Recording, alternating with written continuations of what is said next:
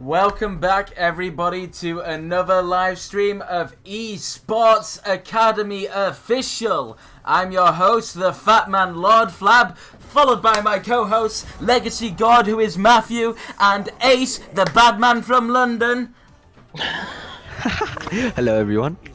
How are we all doing, guys? We ready? We're straight into the Champion Select, and I can see we've already got the bands of Alessandra, a Zinzar, and a Karthus. Guys, what is going on today?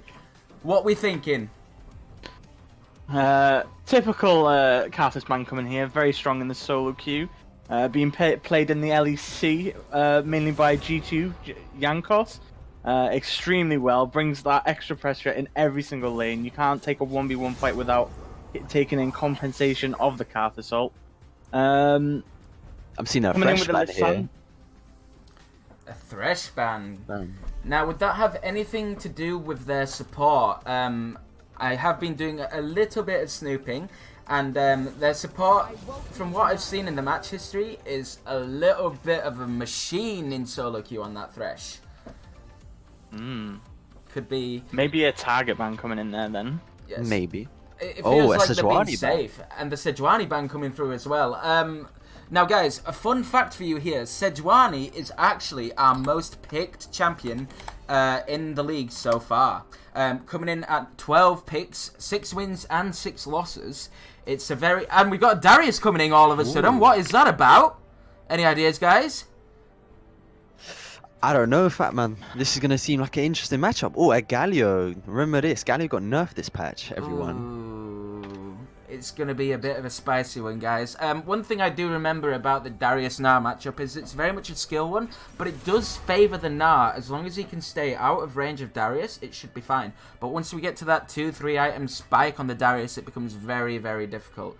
Gnar's going to have to hope for that Frozen Mallet to start off with straight away if he wants to just kite the hell out of this Darius, but it's going to be a close one. And I've seen a Nasus ban coming out there.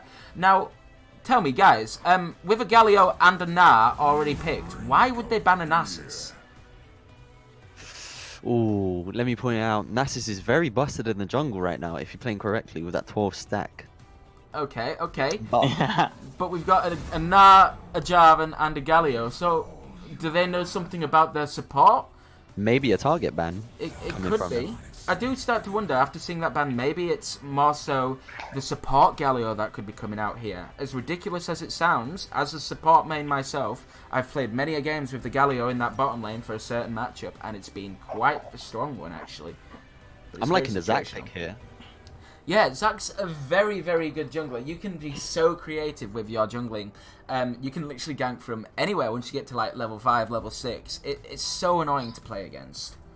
He's also got really good clear of the jungle with his AoE abilities.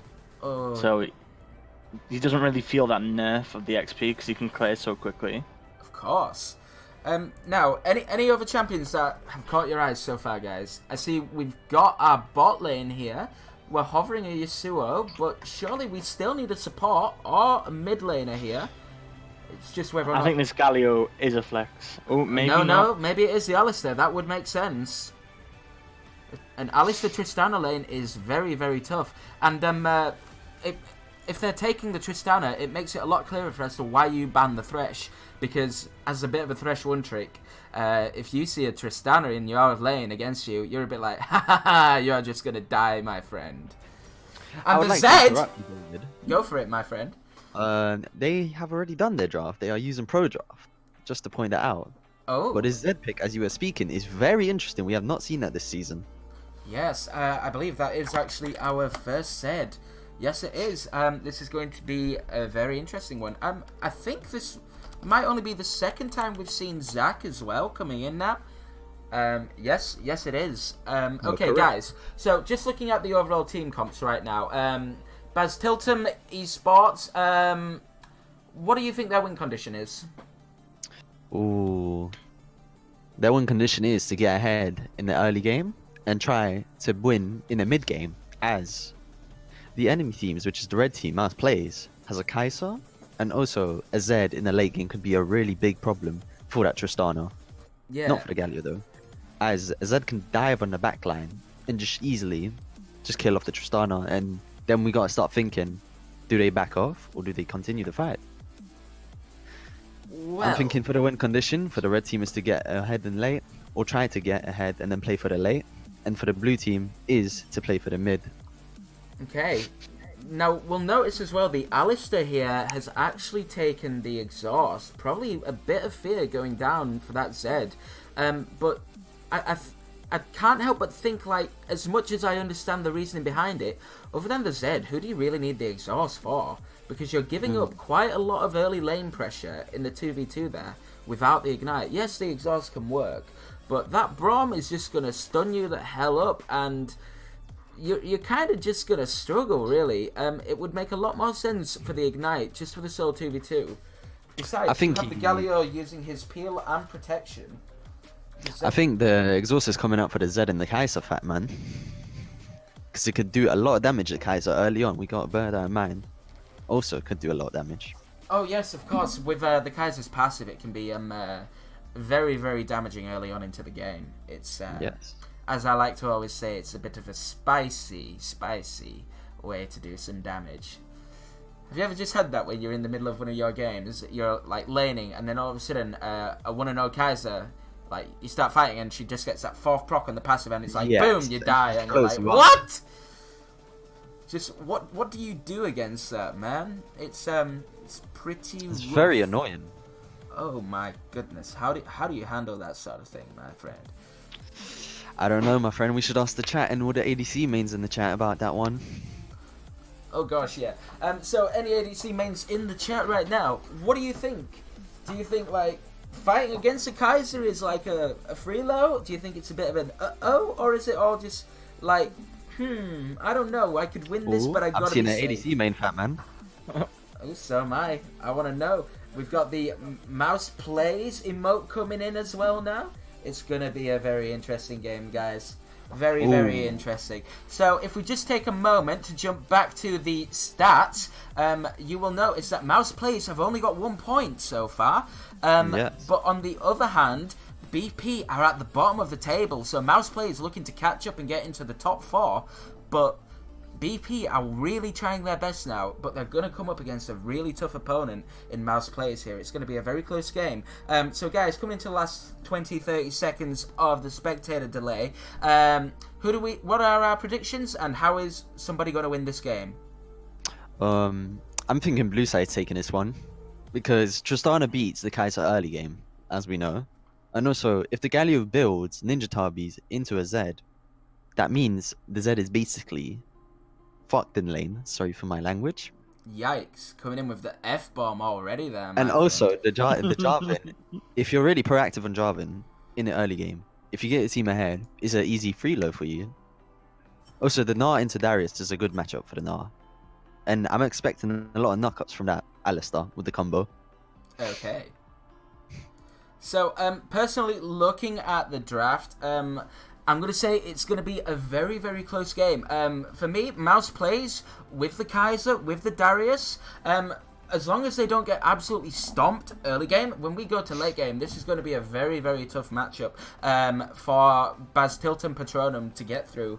And I genuinely think, as close as it could be, I've got to give the draft win overall to mouse plays, just for if we go past that 25-30 minute mark.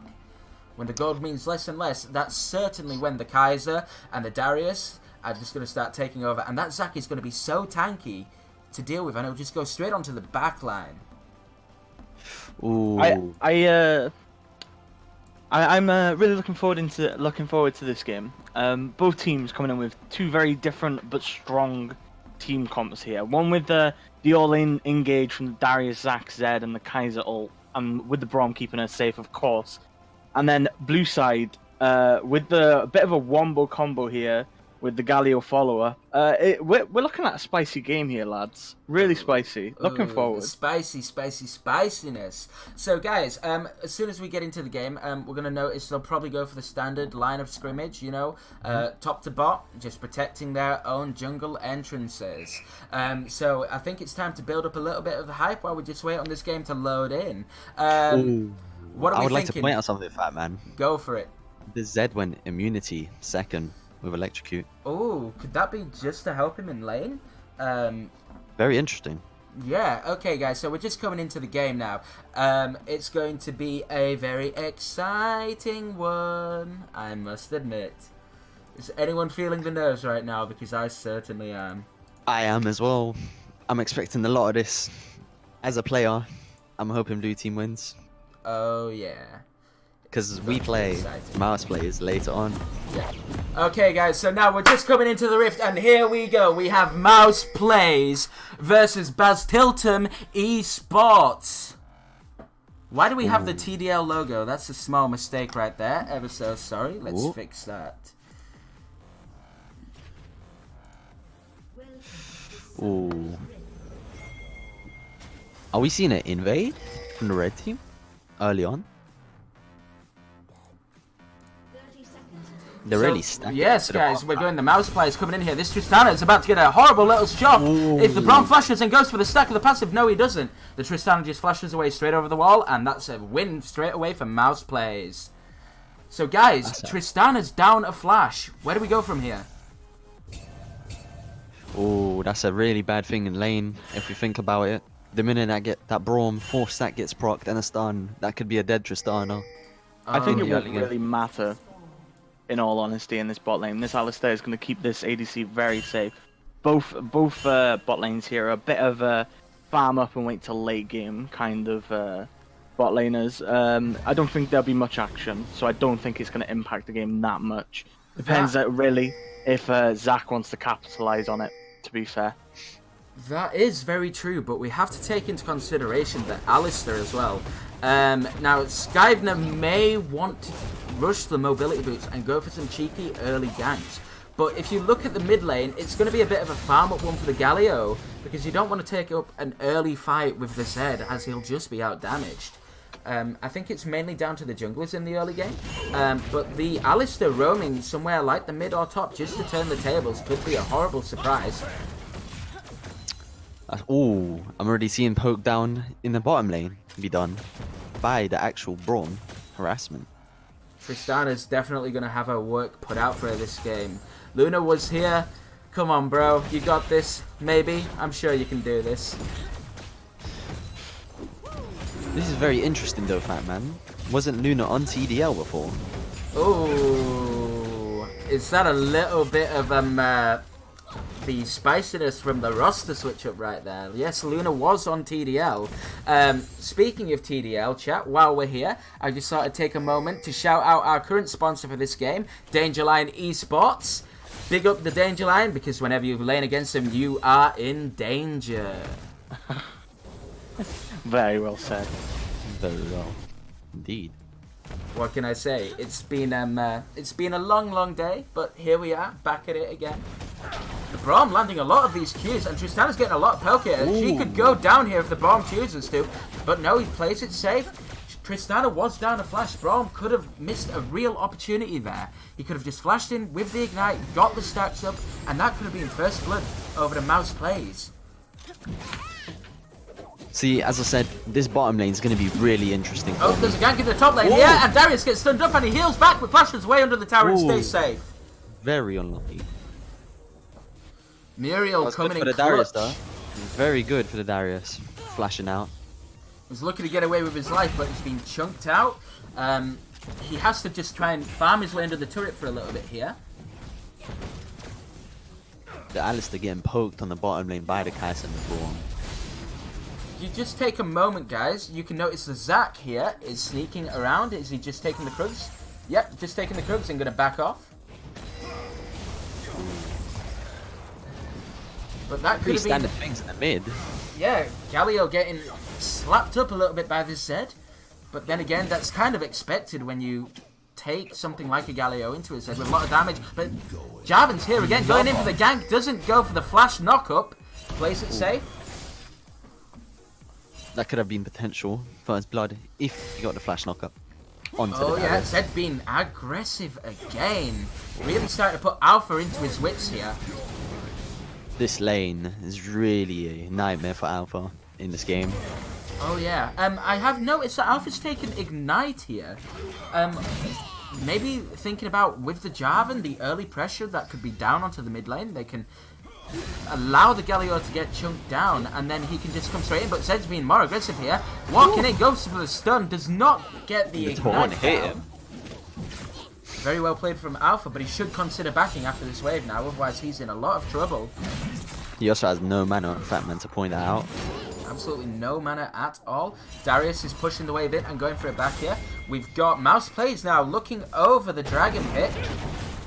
Ooh, is this going to be a sneaky dragon already coming in? Oh yeah, Jarvan's very aware. They've got the pink ward down. Alistair's looking to go around for the flank. But are they going to fight this off, or are they just going to let them have the early Inferno? Galio is not there. Oh, they look like they're backing off. They're still going on it, and they're flanking here. Alistair is flanking, but the Zed is behind him. This is going to be a very, very close fight. This could be a collapse. The Zac is getting really low. We got to bear that in mind.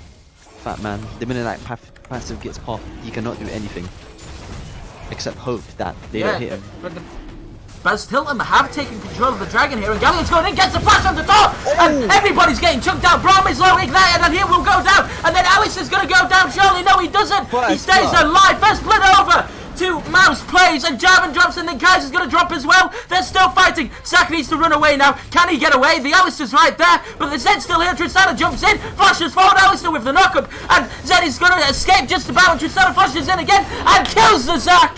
Oh my goodness. Cool. Oh my goodness, what a way to start off the game. 3 for 1 in terms of Bastilton Esports right there. Holy moly. Fatman, could this be a possible fiesta? Oh, you know it's going to be a fiesta, my friend. It's going to be a royal fiesta when we're done with this game. So, guys, a kill going over to the Galio and the Tristana there. Alpha playing very, very well not to die early on to mid-banter on the Zay. Oh, and we've got another fight going on here, and they're getting a little bit aggressive, but sure, they'll just back off now. Alistair is caught out here. He's getting chucked down low. It's slowed again. This should be Alistair going down. Give it over to the Zed. Yes, he does. Mid-banter takes the kill. Ooh, that was very unlucky by the Alistair getting caught out. I would like to point out something else, Fatman. The whole red team has no flashes. It's all blown. Every flash down on the red side and the blue team as well. So except the Jarvan. Oh yes, the Jarvan still has his flash, but nobody else. So the Jarvan here messing around with the Braum. He doesn't manage to take out the pink ward. This seems like a crazy game already. Oh, Legacy, we're 3 for 2. What's your opinion on this? I think it's a pretty good game so far. I think the blue side has some better communication on the go button there. As you could see, the Alistair literally engaged as soon as he got the go from the TP from the Gnar. Jarvan's getting in the mid lane, and the Zed, big banter going for the outplay there, but misses it, and surely he will go down here, and that is a very well timed gank from Corrupt Evil there. Very, very good plays. Unlucky for the Zed though. That could have been very a unlucky solo kill. Gone to the Missing Zed. the double shuriken on his old pop. It was it would have been a 1v1 then. Maybe he still would have died to the Jarvan, but would have traded that kill. Very nice gank though from the J4. Very good. So guys, we're 8 minutes in, and there is a 1k gold lead over to Bastilton Patronum. It's going to be a very, very close one. It's only 1,000 gold, but we are very early into the game. Where do we see the lanes going from here, guys? What's going on in the bottom lane? Kaiser is up 10 CS against the Tristana, but Alice is going for the flash play here. Ooh, No, he doesn't. He missed it. Very. Was that Hexic Flash, bro? Yes, Hextech flash. That was very unlucky for the Alistair. If you got it, that could have been a potential kill onto the Braum. If we just take a moment and look up in the top lane, Zac's looking for a gank here, just as the Jarvan backs off. Playing nice and aggressive. But here comes the Zac, maybe? Surely he should know. Avocado should know that Zac is here. Yep, and he plays it safe. Very well. Wow. Very weird choice from this Gnar here. Not actually backing for any items yet. At 9 minutes into the game. Could have been poking out this Darius even harder if he bought his first item. I can only think that's a missed opportunity there. Maybe pressuring the play-in. Oh, it's like he heard me. Nah, As I said, just going back now with a very good buy. And we've got Jarvan in the mid lane again, going for another gank, and he cataclysm straight on! And here comes the Galio ultimate, but surely this is mid banter going down again, taunted, and he goes down! I'm seeing how the Jarvan is really impacting this game. I'm really liking it from so far. This Jarvan is certainly saying, you know what, guys, I'm going to put on my goddamn carry pants and I'm going to put us through this game. Mouse Plays are a very well and very big organisation in the up-and-coming teams. They have so many different rosters, and the problem's being called out here. Bit of a mistake taking that blast code. And is he going to go down here? The Tristana uses the ultimate and he manages to escape for now. And Corrupt Evil flashes. That wasn't actually Bram taking the blast cone. That was a ward that just expired from Tristana there that hit the blast cone to put the Tristana Bram over to the Tristana. Ooh, it was a very cheeky play. That is a lot of damage going down onto mid banter from Luna was here. The Tristana certainly putting in some work right there. I would also like to point out that Tristana did start with a Doran's shield, guys. With a Doran's shield. No, a Doran's blade. Very, very passive, paying the respects to the early damage of the Kaiser, I would imagine. Batman, this is such an exciting game. This is a very good game to watch. I'm certainly enjoying this game, and Bastil and Patronum just securing that dragon right now. It's only a Cloud Drake, but the movement speed should help, and surely the Alistair on his back will be picking up the mobility boots and going to roam just to help the team snowball even further. And you are correct, he did pick up the mobility boots. Mobility boots, and he's coming to the top lane. He's very aware, but the Zed's coming in now behind the Gnar. This is very, very good timing from Skyvener. He's very aware of what could be happening in the top lane. Zac and Zed are now just backing off. Very good idea, but hold on. Just clearing out a little bit of vision. He doesn't want to show himself just yet. He's just casually walking through the jungle. Moving back on. He's going to find the Zed here. He's going to just push him back and be a little bit aggressive, and the Galio's coming in as well. No. And he'll just back off from that one. Zed had to pop his Yomu's Ghost Blade with that one as well. Now, guys, Tristana is alone in the bottom lane right now. Going to be soaking up a lot of the pressure, and they should be really using this as an opportunity to take down some of the plating, but they don't. And the Alistair's now coming in from behind. The Galio is here and doesn't have his ultimate. This is going to be a bit of a spicy one if they choose to go for the fight. Alistair now backing off. Very good disengage so far from Blood Boy and Bazinga. Playing it out very, very well at the moment.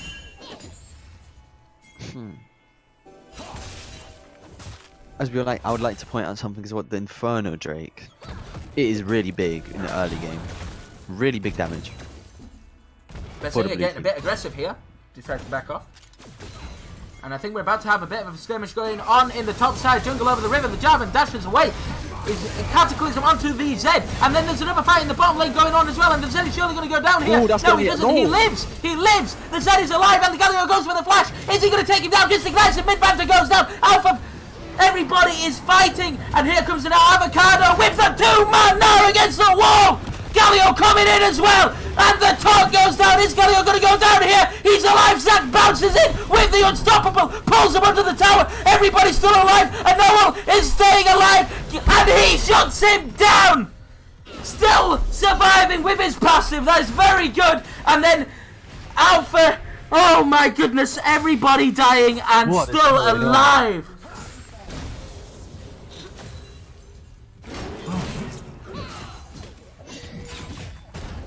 How did Zac get away, boys? That was a spicy, spicy little fight right there, my guys. Oh my goodness. Oh. I should probably take the calm moment to warn everybody in the stream. It is a little bit too late, but I am prolifically known to shout and get a little too excited in the game. So please be aware if a team fight is to start, you might want to mess with that audio, guys. Just a little warning. Am I back, everyone? Legacy, you're still here, my friend? Sorry, some technical difficulties on my end. My internet keeps dropping, so I'm sorry for not being very vocal this casting game. But I missed out on all the action. All I heard was a scream, and then my internet dropped. Ooh. Is that something super spicy? The fat man screams and kills the internet. Fat man killing internet. Back at it again. Almost more powerful than Shaggy himself.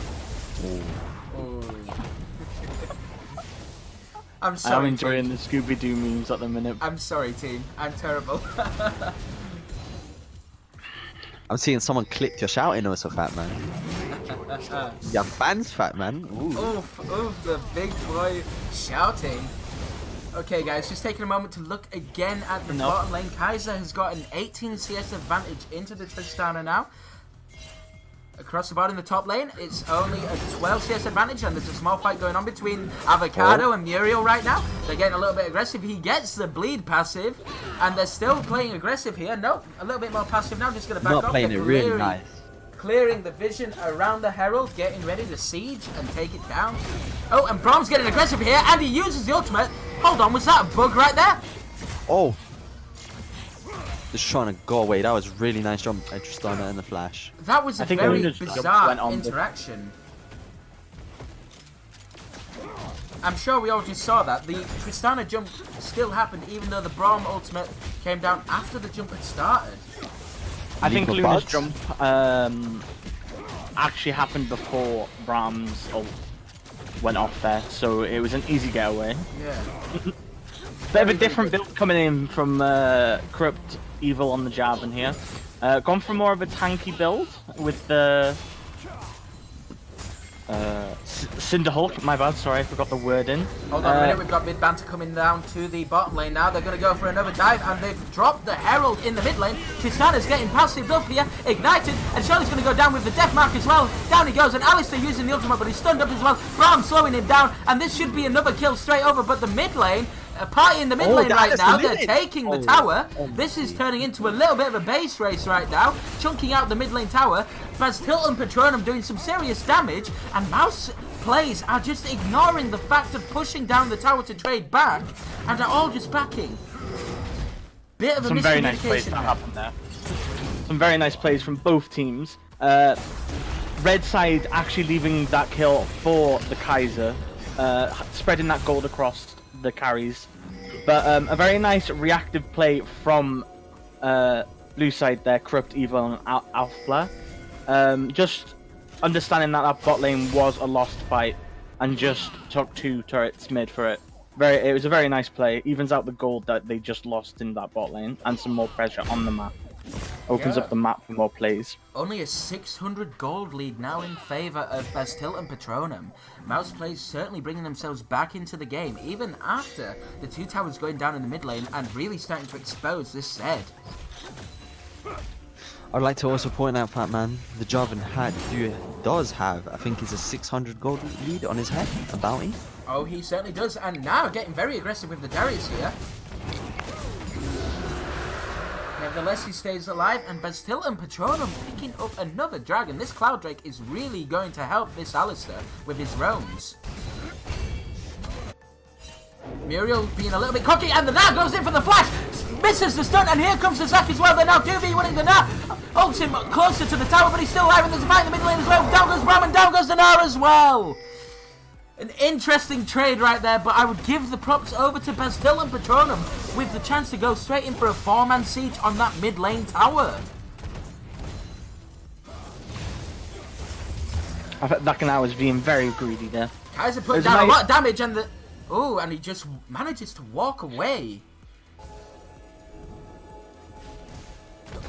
I think that was just respect out of the...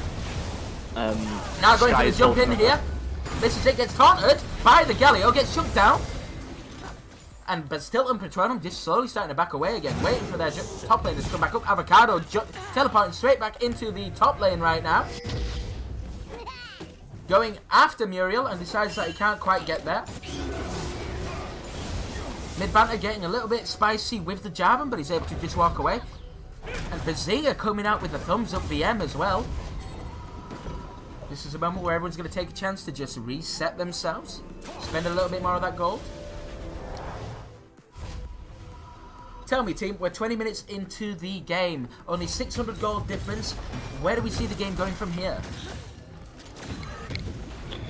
It's a difficult one to call. I think it's all down to who gets the engage, who presses go quicker. Both teams, like I've said, dog Now getting wow. stunned up here. Take it away, Ace, my friend. Take it away. This might be a dead Gnar. Oh, I'm seeing Blood Boy jump in. Oh, that's a kill for the Kai'Sa. That was a very good call out by the red team. Very spicy stuff from Mouse Plays coming in right there. And the kill secure going over to Blood Boy, of course. Oh, and Noah thinking about going into the backline there. Starting a fight. Alpha goes for the flash taunt straight onto Blood Boy. And he is shut down. And we have a fight around the Baron pit. Mid Banter gets exhausted and then uses his death back to escape. And Zack is now jumping away, but everyone's jumping away. And then Mid Banter going for the cheeky backwards right there. Very good play and a little bit of magic footwork right there. And it ends up being just a 1-0 in favour of Bastille and Patronum. But Muriel is starting to get aggressive onto that bottom tower. Avocado's there to respond. And now it's going to be a 4v3 in the mid lane. They might. Oh. Zack jumping in again here, and Noel and Skyvner going in and making the taunt. And now Noel is saved by the Tristana with the ultimate. Trigger finger a little bit too soon there.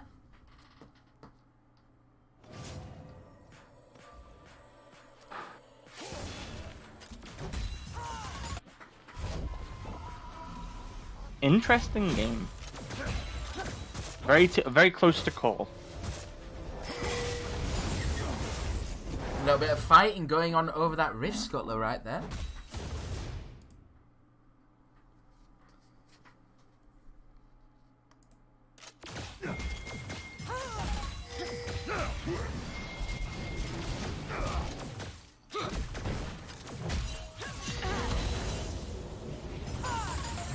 Okay, guys, so let's take a moment to just shout out our sponsor again. Team Dangerline coming in with the cheeky sponsor for this game. Whenever you feel like you're in the kingdom of the laning, remember this, against Dangerline, you're always in danger. Skyvner being a little bit aggressive with Muriel here. The Darius is just going to go in, but he gets pulverized. And Kaiser lands the passive and straight in onto Skyvner. He flashes away, but he's still stood up. He'll come out from the Tristana, and Muriel executes him anyway. A lot of ultimates coming in just for that Alistair support right there. Certainly turning out to be a very spicy game. Very close here. And Corrupt Evo dashing forward. Tristana now, Luna was here, and Zack and Owen coming in, gets taunted up straight away by the Galio Alpha doing his work right now, and then Muriel pulls two of them in, and it's turning into a cataclysm, and they fall into that cataclysm. Here comes Alpha, bouncing down, and Corrupt Evil flashes away, and lives, no he doesn't, he goes down, and then everybody is starting to die. Alpha's still going in on Blood Boy. Does he manage to kill him? No he doesn't, he gets away. Luna was here, dashing forward, flashes, gets the reset, and shuts down Muriel. Luna was here coming in with the triple kill right there. 700 gold shut down on his head right now. Ladies and gentlemen, have you seen anything as insane as this? The gold lead is completely even right now. That was a very nice play from blue side there. Understanding that most of the ultimates were burned from the Kaiser, Braum and Darius there. And pulling the trigger, the cataclysm with the Jarvan of Corrupt Evil, and the follow-up from Alpha, just amazing. A wombo combo, literally. Played perfectly. Certainly an interesting game going on here. So guys, 23 minutes in, let's take an update. Where do these teams go next? Is it going to be Mouse Players coming in with the bit of an iffy team fight comp? Can't seem to get a Noel in with a good engage because Alpha's always there to stop him.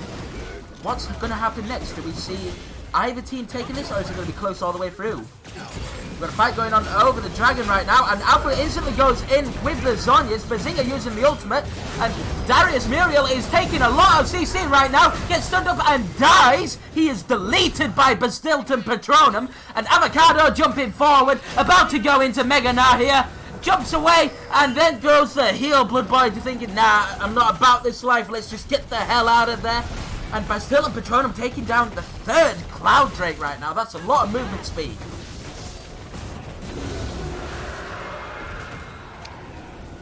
This is a very difficult game to call. Very exciting. One that is very fun to cast, may I add. I'm absolutely enjoying this game.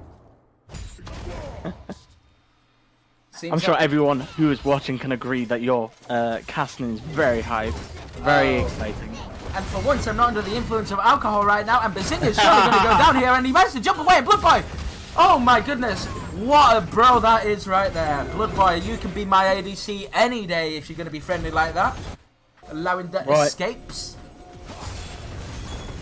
That was very, very lucky there for the Bronze. Oh, and mid-banter going in on Alpha right now, and he gets knocked up, and then he uses the death back to escape, goes down with the ignite, but surely he will not die here, and he gets caught out, and he is going to go down, maybe he manages, and Alpha flashes in and secures the shutdown gold onto mid-banter right there. Surely they go straight to Baron off this. They can go to Baron, but it will be a bit of a risky one with the Noel still being alive.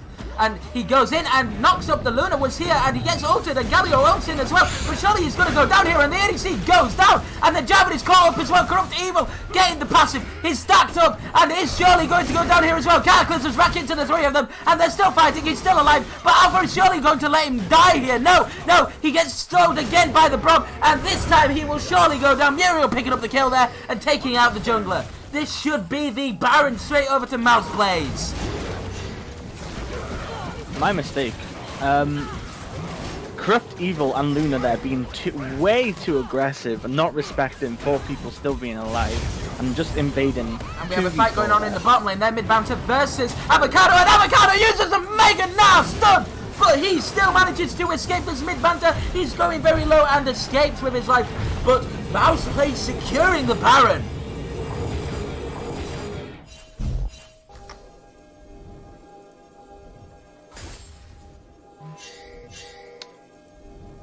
I am so clueless. I'm sorry, I'm a bit speechless. It's a bit of a hectic game. Sorry for everyone that's watching, and to David. It's certainly a little bit of there is action in every lane, literally through laning phase. Like, I need a mental reset, and I'm not even the one playing. I feel like this game is just going later and later. I feel like we're going to have a serious replay of what was going on in the final game of the day yesterday. It's just going... Sorry, not the final game. It was, I believe, TDL versus White Elephants, or Evo versus White Elephants, and that was a very close and spicy game that went on for absolutely ages. I think we might be in for another version of this, guys, so make sure you put those seatbelts on and get ready for a fun game. Blue team's turret has been destroyed. I mean, I'd agree, but I don't even know which team is ahead and which team is behind. The gold is like only 400 apart, but it's a very close game. Mouse having the more open base here, I would say that they're the behind team here, but they have the gold lead. So and the Baron. I am completely clueless here. Who is winning? Let's just talk about the builds a bit quickly here, David. Okay. Tristana opting into getting 2 Zeal items before the IE. Bit of a different change, a bit of a different build here coming in from the ADC, but really wanted to go, and Anoa jumped straight in there, and Alpha using the secure and protect. He comes in with the unstoppable, and the Cataclysm goes down, and there is a massive team fight going on right now. Goodbye in the back, managing to stay out of the fight. Corrupt Evil survives, goes down. In the end, Luna goes down. Muriel is taking out resets after reset after reset, and Muriel flashes in forward, gets the pullback. Alpha is now Zonya'd, but surely he's going to go down here, and this could be a double kill over to Blood Boy. And that is an incredible ace from Mouse Blades. And that could be the game. Very nice. I think this is the game here, David. It came down to one fight. One fight, just like that. If you are Bastil and Patronum, you must have your hands in your heads right now. Mouse plays, taking down the inhibitor. 8 seconds left on Corrupt Evil. Are they just going to go for more towers and inhibitors instead of ending the game? It looks like it. And they're just going to play it nice and safe instead of throwing it all because they are very, very low on health. That was an amazing 5-0 there in that fight. Zach with the engage, magnificent. Absolutely There, hitting incredible team fight. hitting 3 of the main carries off the blue team here. Oh, very very well played. And now Mouse Plays are going to secure the Infernal Dragon as well. I don't know about First you, Legacy. dragon for them. I don't know about you, my friend, but I am definitely putting my vote towards Blood Boy right now for the MVP. The amount of damage he put down in that last team fight, flashing straight out of the Cataclysm from Corrupt Evil and dishing out some serious damage onto the tanks there, chopping them down like they were a bit of meat with a giant cleaver. I'm a bit speechless. Sorry. It's okay. Like I said, this is a good game. It's not one of these boring noodle fights for 30 minutes. It's a blood hungry game, and both teams coming in with amazing combos, like really enjoyable. Yeah. But like I was saying, a bit of a different build coming here from the Tristana. 2 Zeal items. I think it would be more profitable if she picked up an IE before she picked up the second Zeal. But maybe she picked it for wave clear. You don't know. Typical build coming in from other. Sorry. All the fighting. Okay. A bit of defensive build coming in from the J4 here. 4 items that are tanky. No actual off-tank build here. I don't know if that's hindering the combo because there is only Tristana as the damage dealer rather than the combo. Oh, and we're getting another fight here. Scrivener goes in, and then a Noble straight onto the backline again, and Luna is here. He gets stunned up, but Avocado goes down, and Luna is still alive here. Gets hit by the passive, and everyone's fighting. And Blood Boy dashes straight into the backline here. Luna is getting low, and Cataclysm comes down, and he survives. It's now a 3v4. Everybody is going down, and Mouse Plays are turning the fight around here. Luna goes down, and Alpha goes down, and surely Corrupt Evil goes down as well. Just giving her left alive, and surely that is the game now. Mouse Plays coming in with the almost ace. Very, very well played, and that is a GG to Mouse Plays. Very well played, and I have to disagree with you. Blood Boy doesn't get the MVP here. Anor gets the MVP. 17 assists. Oh, and Scapeman knocks him under the tower, and he flushes away. Sorry, Legacy, continue. Not good enough. Just flashes out. I've got to give Anor the MVP for that game. 100%. Those engages on the Tristana made the Tristana 0 impact. Literally. Had to focus the Zac. The engages, the knockups, everything. It's got to be that Zac, David. Absolutely. But I'll let you take it away to give the MVP this game, because I will be taking the next MVP as my choice. So, take it away. Okay. Now, I have to admit, Blood Boy was very well played throughout the majority of the game. Not very many mistakes at all. Noel's engages were a little bit sketchy to begin with, but he certainly pulled it back. And it's definitely a close one. And I think I have to agree with you. As much as I enjoyed Blood Boy's performance, I think I'm going to have to give it to Noel anyway. So I think at this point, we'll just take a moment to go for a quick commercial break, and when we come back, we'll see if we can have a chance to interview our MVP of the game, Noel. Thanks for tuning in, guys, and we'll be back for the second game shortly. Hang on, David. Just before we leave, I must say congratulations to both teams there. Both pulling off both team comps amazingly.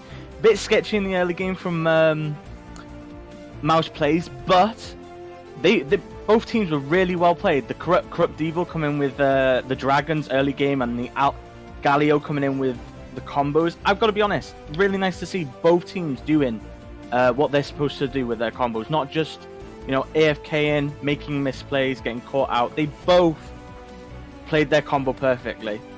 Do you agree? I certainly agree. Both teams putting in an unbelievable fight right there. And no matter what the result, everyone can put a pat on their back. There's certainly a lot to take away from both sides here. And that's from disengage, engage, the warding, the de-warding, Alistair coming in with a massive vision score that game. 67. Oh, and the Brown coming in with 67. Fantastic ward score. Actually, across the board. Take it all back. Take it all back. Everyone warding correctly. Like, phenomenal game right there. A pleasure to watch. Very blood hungry. Wasn't boring. Like I said, took my breath away. Thank you. Okay, guys, we're going to go to a short commercial break, but we will be back soon. Bye.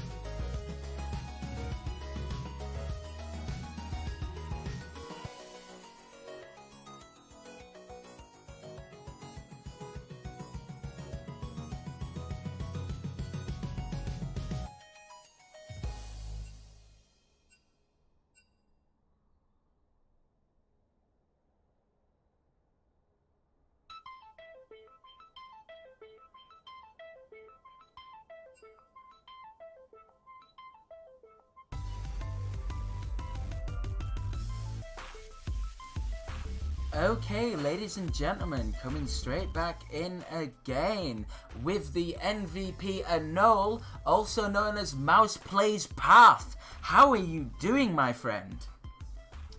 How you doing, my man? I'm doing good, thank you. Congratulations, my friend. I just want to say congratulations. That was a very, very close game. Yeah, it definitely been a close game. We didn't have much practice before, and I did let up the early gamers. Yeah. I made some questionable plays. We did see some of the early engages, but you guys managed to pull it back.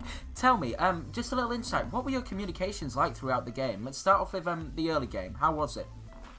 It was quite quiet, to be honest. We had our game plan in sets, and we were just happy to go with that. Obviously, we got the Tristana flash very early, and instantly wanted to play for the bot side, but with a Jarvan on there, it was hard to do anything, and we just tried to go for the defensive players. But I'll be honest, their early game was really well, and it really put some pressure on.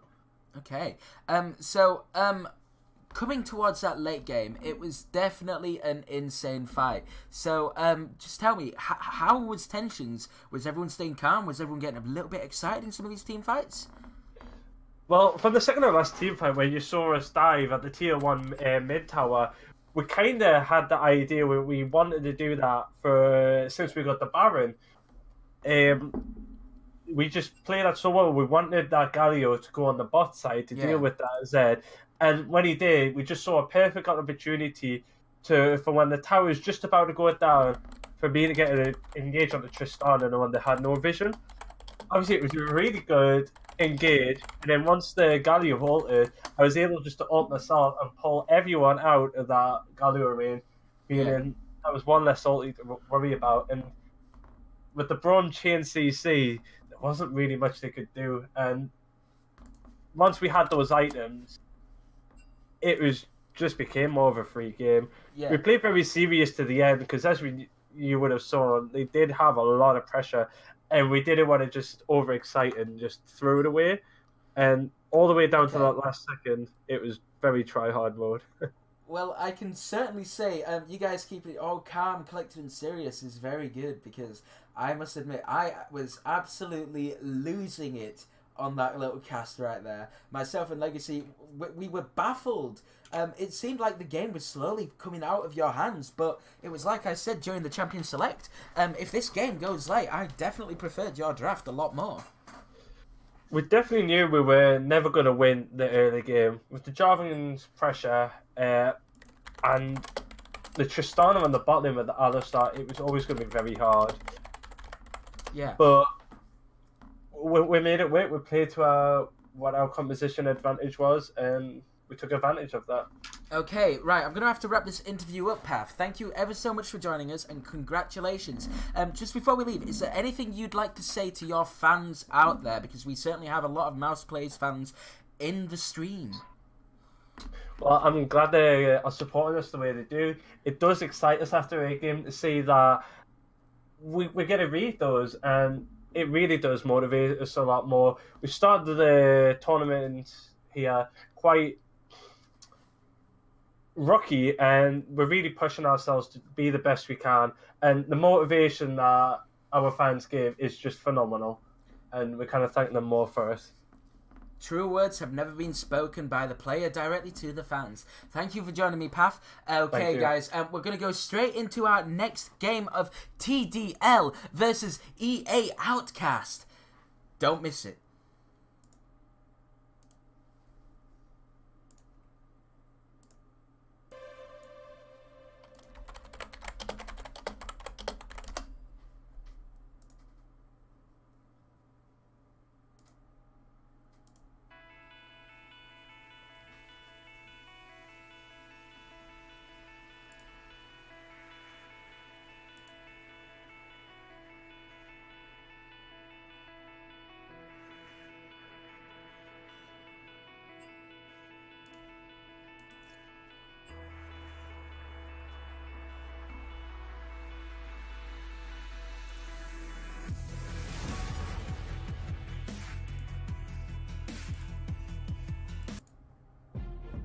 Okay, ladies and gentlemen, we are back again. Here I have my co-host, Legacy God Matthew, coming in for Game 2. We have got Team Dangerline versus EA Outcasts. What are we thinking, my friend? It's gonna be a spicy game. I wonder if it's gonna be as, like... Wait, I think I'm missing something here. What's up? Is it me, or do we have BP again? Have I been given the wrong info? I think you may have got the wrong info. We'll just get someone to double check this, but it's looking like we actually have BP versus TDL again right now. So just bear with us on that, and we'll get right back to you. Hoping it's as spicy as last game, though. With very bloodthirsty game last game.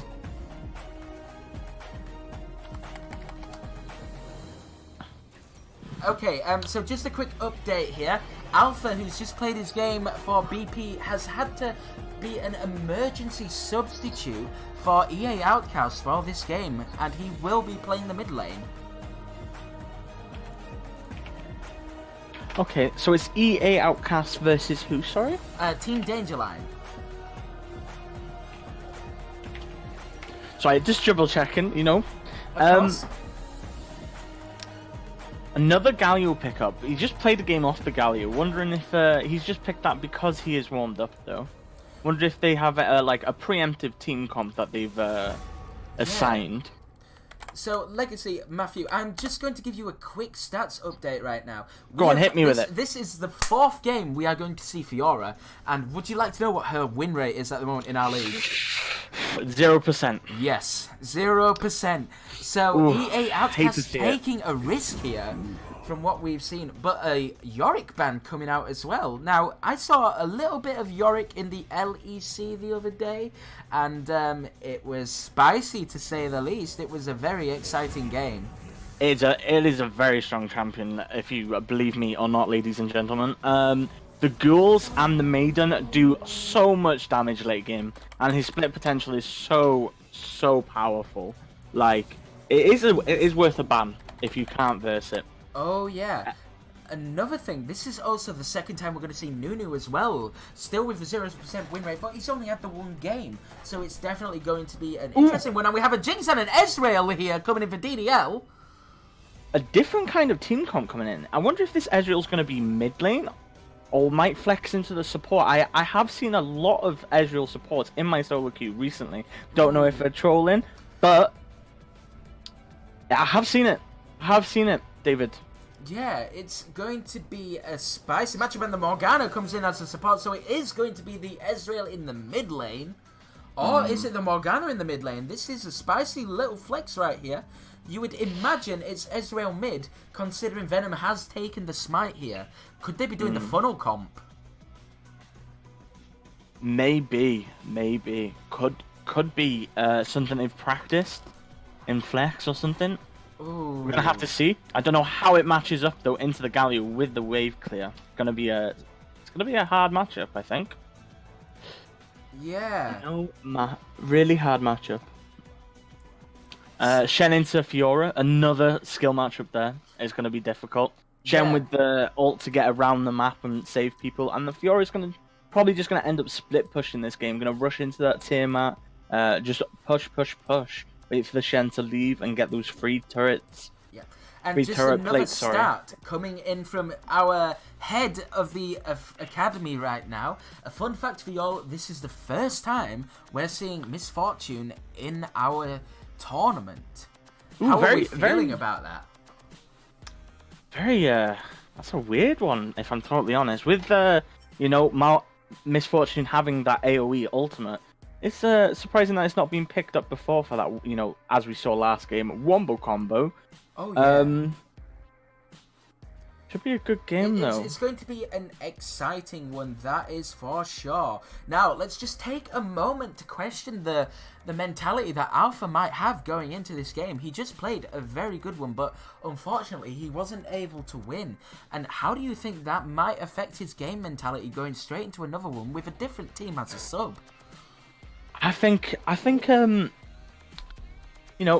had a chill pill for the last 10 minutes. I don't think his mentality went boom, just for the fact that, it was such a hectic and entertaining game. Like, there wasn't a mistake that he made, in my opinion. Okay. I think that, he played the best of his champion, blah, blah, blah, but, he did come off a loss. I wonder if that's going to impact him this game. Yeah, it could be the more motivation to pull through and secure the win. Now, Matthew, we're just going to take a moment to look at the standings of the league so far. Just waiting on a couple more things just to be completely updated. But we have got EA Outcast currently on 1 point. And they are playing Team Dangerline, who are also on 1 point. So this is a battle to get into the other side of the bracket and tie themselves up with Evoltic, SRGK, Crater, and Mouse Plays. It's certainly going to be an interesting game here. I don't like to say this, but, I'm not trying to be rude. It's what they use in the LEC. Are we looking at the bottom of the table kind of teams right here, This is their chance to either, take advantage of a team and get a free win. If you do you understand what I'm saying? Yes, I do. Maybe for example, Outcast here is the stronger team, but they're just having some early split difficulties communication wise. Is it the Team Dangerline going to take that advantage right now and get that first win over this team that is going to bounce back? Could be vice versa. We don't know yet. Yeah. We don't know these players. I will just point out one other thing for Alpha. He has a bit of a history with TDL. Because BP and TDL are almost like sister organizations. Correct me if I'm wrong, but I believe that was the case.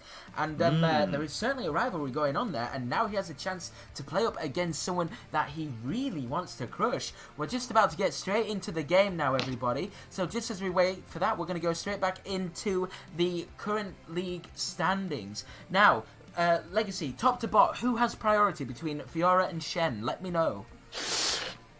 Skill matchup, dude. Completely skill Literally. matchup. Okay. Completely skill matchup. I think it's just gonna. It should just be a farm lane in the top lane, like I've said. Hit rush that tier map for both of them for the wave clear. Use Shen using his ult to make it, a 3v2, 2v1, blah blah blah. And then the Fiora is just gonna push, get that plating on free money plating. At least versus the Nunu. Again, it's like who can pull out the better ganks. I mean, I can't really say. A lot of these matchups are skills. I think, mid. I think Galio wins. Yeah.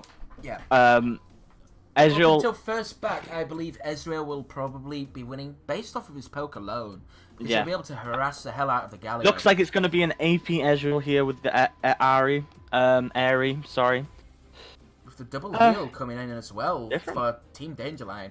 This is going to be an interesting one. So just as we load back up into the game, I'm just going to take a moment to edit all of the advertisements that we have. So just to inform you all, guys, our sponsor for this game is Baz Tilton Patronum, where every game is a 50-50, and they certainly proved that in their previous match.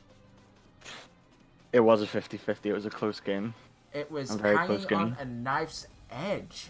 Now, just taking a moment to look at the Jinx and Morgana into the Misfortune Alistair.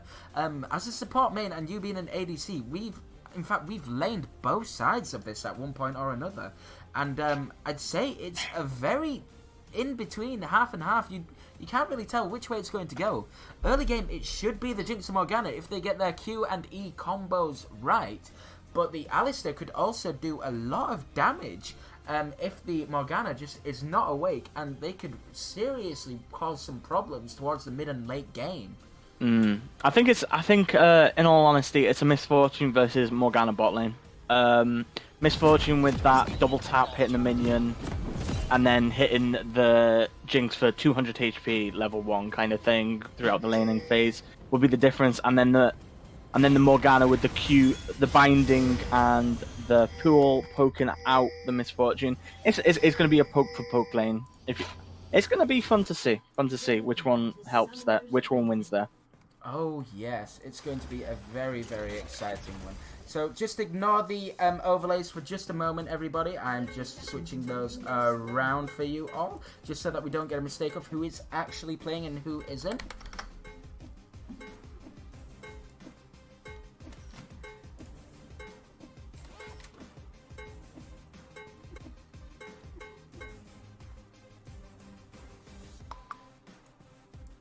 Typical defensive line here from both teams. The standard line of scrimmage as you go. Nothing too special coming in right now. And there we have it. There's our sponsor coming up. We've got a little bit of an early invade coming in from Alpha here. Just trying to put down a little bit of poke onto TDL Venom. So far, TDL coming out slightly ahead just based off of the poke. Now, Matthew, just a quick thing for me. AP Ezreal, but how come there's a lack of Kleptomancy? Am I missing something? It's not a matchup I would usually play. Or a champion. I'm clueless as well, my friend. I really don't know. Maybe it was Miss Rune? Like, I don't know. Maybe I can't tell you. Like, sorry, but okay. I'd understand the Klepto, but don't understand the Airy. Well, it's going to be a very interesting game overall, as we've already imagined. We've got the Elise created for EA Outcast, and Elise is notoriously known for her level 2 ganks. Yeah, yeah. As I said before, you know, looking in at this bot lane already, Misfortune coming in with a double tap, Morgana coming in with the binding poke. Like I said, it's going to be a poke lane. Fun. Let's see how it goes, though. Yeah, it's going to be very, very passive. But, oh, a very nice binding from Carnage there. Straight onto... Would you like an attempt at pronouncing the ADC's name there? Misfortune. I'm pretty... like... I might just shorten it to Duca for now. Just I'm until I going to can get shorten it to confirmation. Misfortune. I hope he doesn't mind, but, you know, looks like some typical routes from the jungles here, just clearing, not really looking for ganks. We have the Nunu, though, walking towards the top lane. Fiora, as I've said, pushed it in straight away towards the Shen. Here we go. Snowball coming in. Taunt misses, unfortunately. The flash away, flash on flash. The nice parry stun right there, though. Very nice parry, sorry. Amazing parry there. Making sure she gets away. Carl just walking away from that gank like it was nothing. Like, bro, you ain't got nothing on me. It was really nice from her. Well played. Saved her. Looks like Elise coming up here with a return gank here. Let's see if she hits the cocoon. Misses the cocoon, unfortunately. Just taunts away. That was a very good side shot from Perry right there. Shen doing the correct move here, just backing on no HP. He has no priority with no HP right there. Sorry, I don't mean to keep umming. It's alright, it's just a spicy little game. And still nice and even across the board. Fiora's got a slight CS advantage right there, an extra wave, but Perry choosing not to teleport back to lane and just walking along. It's a very smart choice from him. Engage in the bottom lane right now. Stun coming in from Alistair. The follow-up double tap not actually killing. A late black shield there from the Morgana, but unfortunately they don't get anything out of it. Not even a flash. I think it just goes back to laning phase here. Yeah, very ballsy from Ladyboy not to use the heal right there. No. It's quite greedy that she's staying here as well, because she's lost all pressure that she has over bot lane now. Double tap from the Misfortune, a very, like, serious threat at the minute. I'm pretty sure it can kill her there with only 300 HP. She gets the level up, though. Interesting fact here, Misfortune has gone Comet and not Dark Harvest. Very different. Looking for that, like I said, the poke in the bot lane. Got a bit of a VM coming in from Alpha, and Venom just passing it straight back to him like, bro, I've seen your result. Oh, and the binding in the bottom lane from Carnage there, straight onto Duca. I've seen your result. That was so toxic, David. Holy... I'm just commentating on the basis of what these players will already know. He's saying to himself, bro, I've seen the result already, and I'm about to dish you some more. But Alpha, I understand, is super hyped to be playing against TDM, and he's probably thinking, bro, I know my result, and I'm about to reverse that and show you exactly why you're the one that's going to be flipping over backwards. You're going to get absolutely crushed by me. But so far, it's very, very even in the laning phase. Alpha down a wave. Can probably catch up here, actually. So Matthew, so far 5 minutes in, it's been nice and calm. Where do we see this game going? Yeah, again, it's a difficult one to call. I think it will be a Nunu gank followed by a Channel that'll make or break this game. It'll either go really well. A nice parry again, dodging the snowball, but the stun is going to confirm hit here. No red buff, but red smite doing work with the burn there. The level up, and the Galio's coming in as well now. Alpha gets the first blood, and then there's a 3v1 onto TDL Vapor. Well played by that Galio, walking up, hitting level 6, and immediately looking for the counter gank right there. Very nicely done. Picking up 2 there. he backs for most of his rod now. Laning phase is pretty much done for him. It's going to be an exciting matchup. Alpha getting the first blood and the second kill as well. He's saying, bro, Venom, you wanted to taunt me after I taunted you? Well, guess what, buddy? I got 2 kills, none of them from you, and I'm about to make your laning phase a living hell.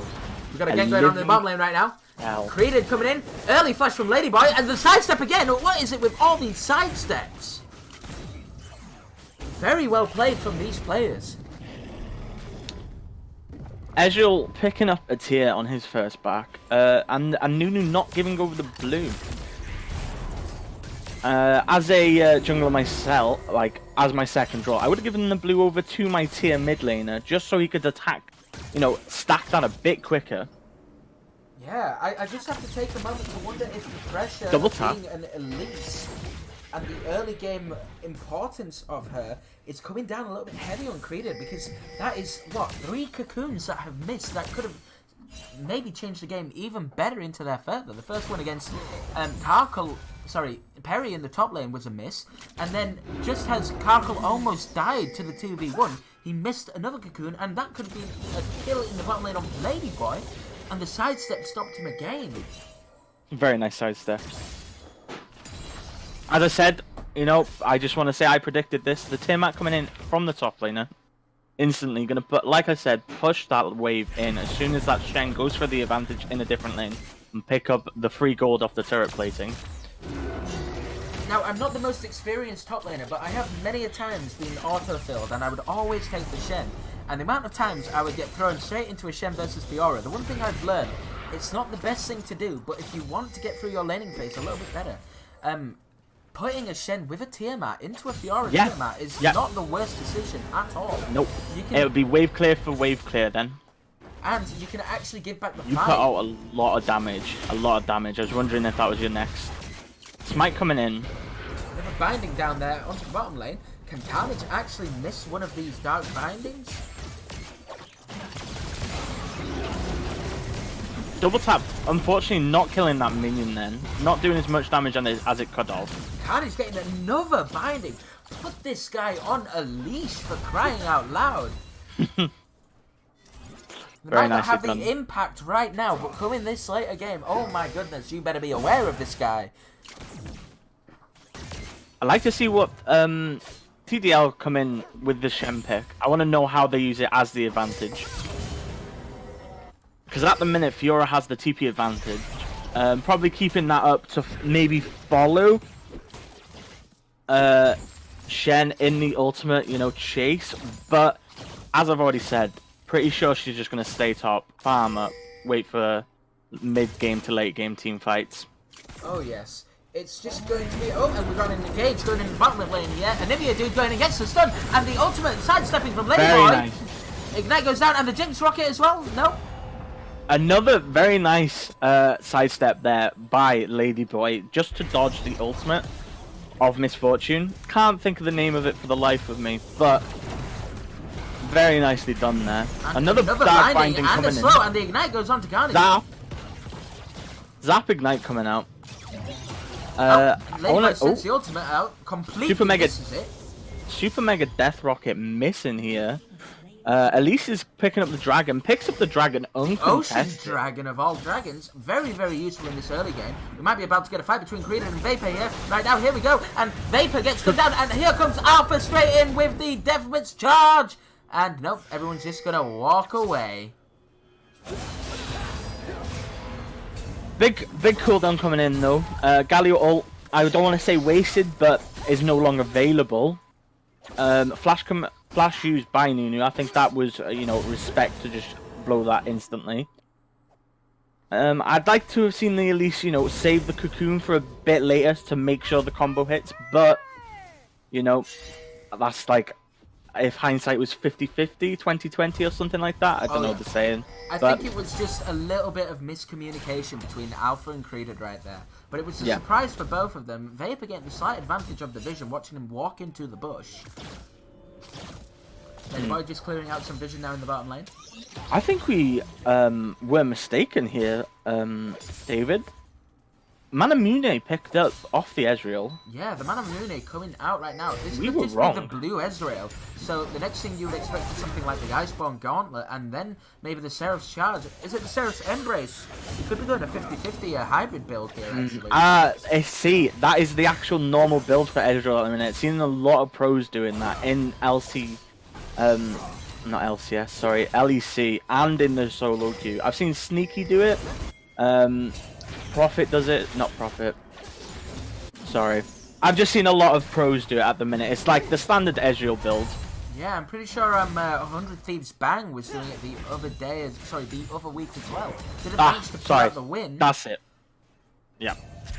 But it's super strong, super defensive, like, really nice, and does so much damage. Turning on an Anivia dude in the bottom here, and they just turn straight onto Carnage. Carnage is getting stunned up here, and she uses the ultimate and just to disengage here, and that's going to be a massive advantage, and they might just turn it around here. Ladyboy getting very aggressive. Dark Binding missing, unfortunately, there.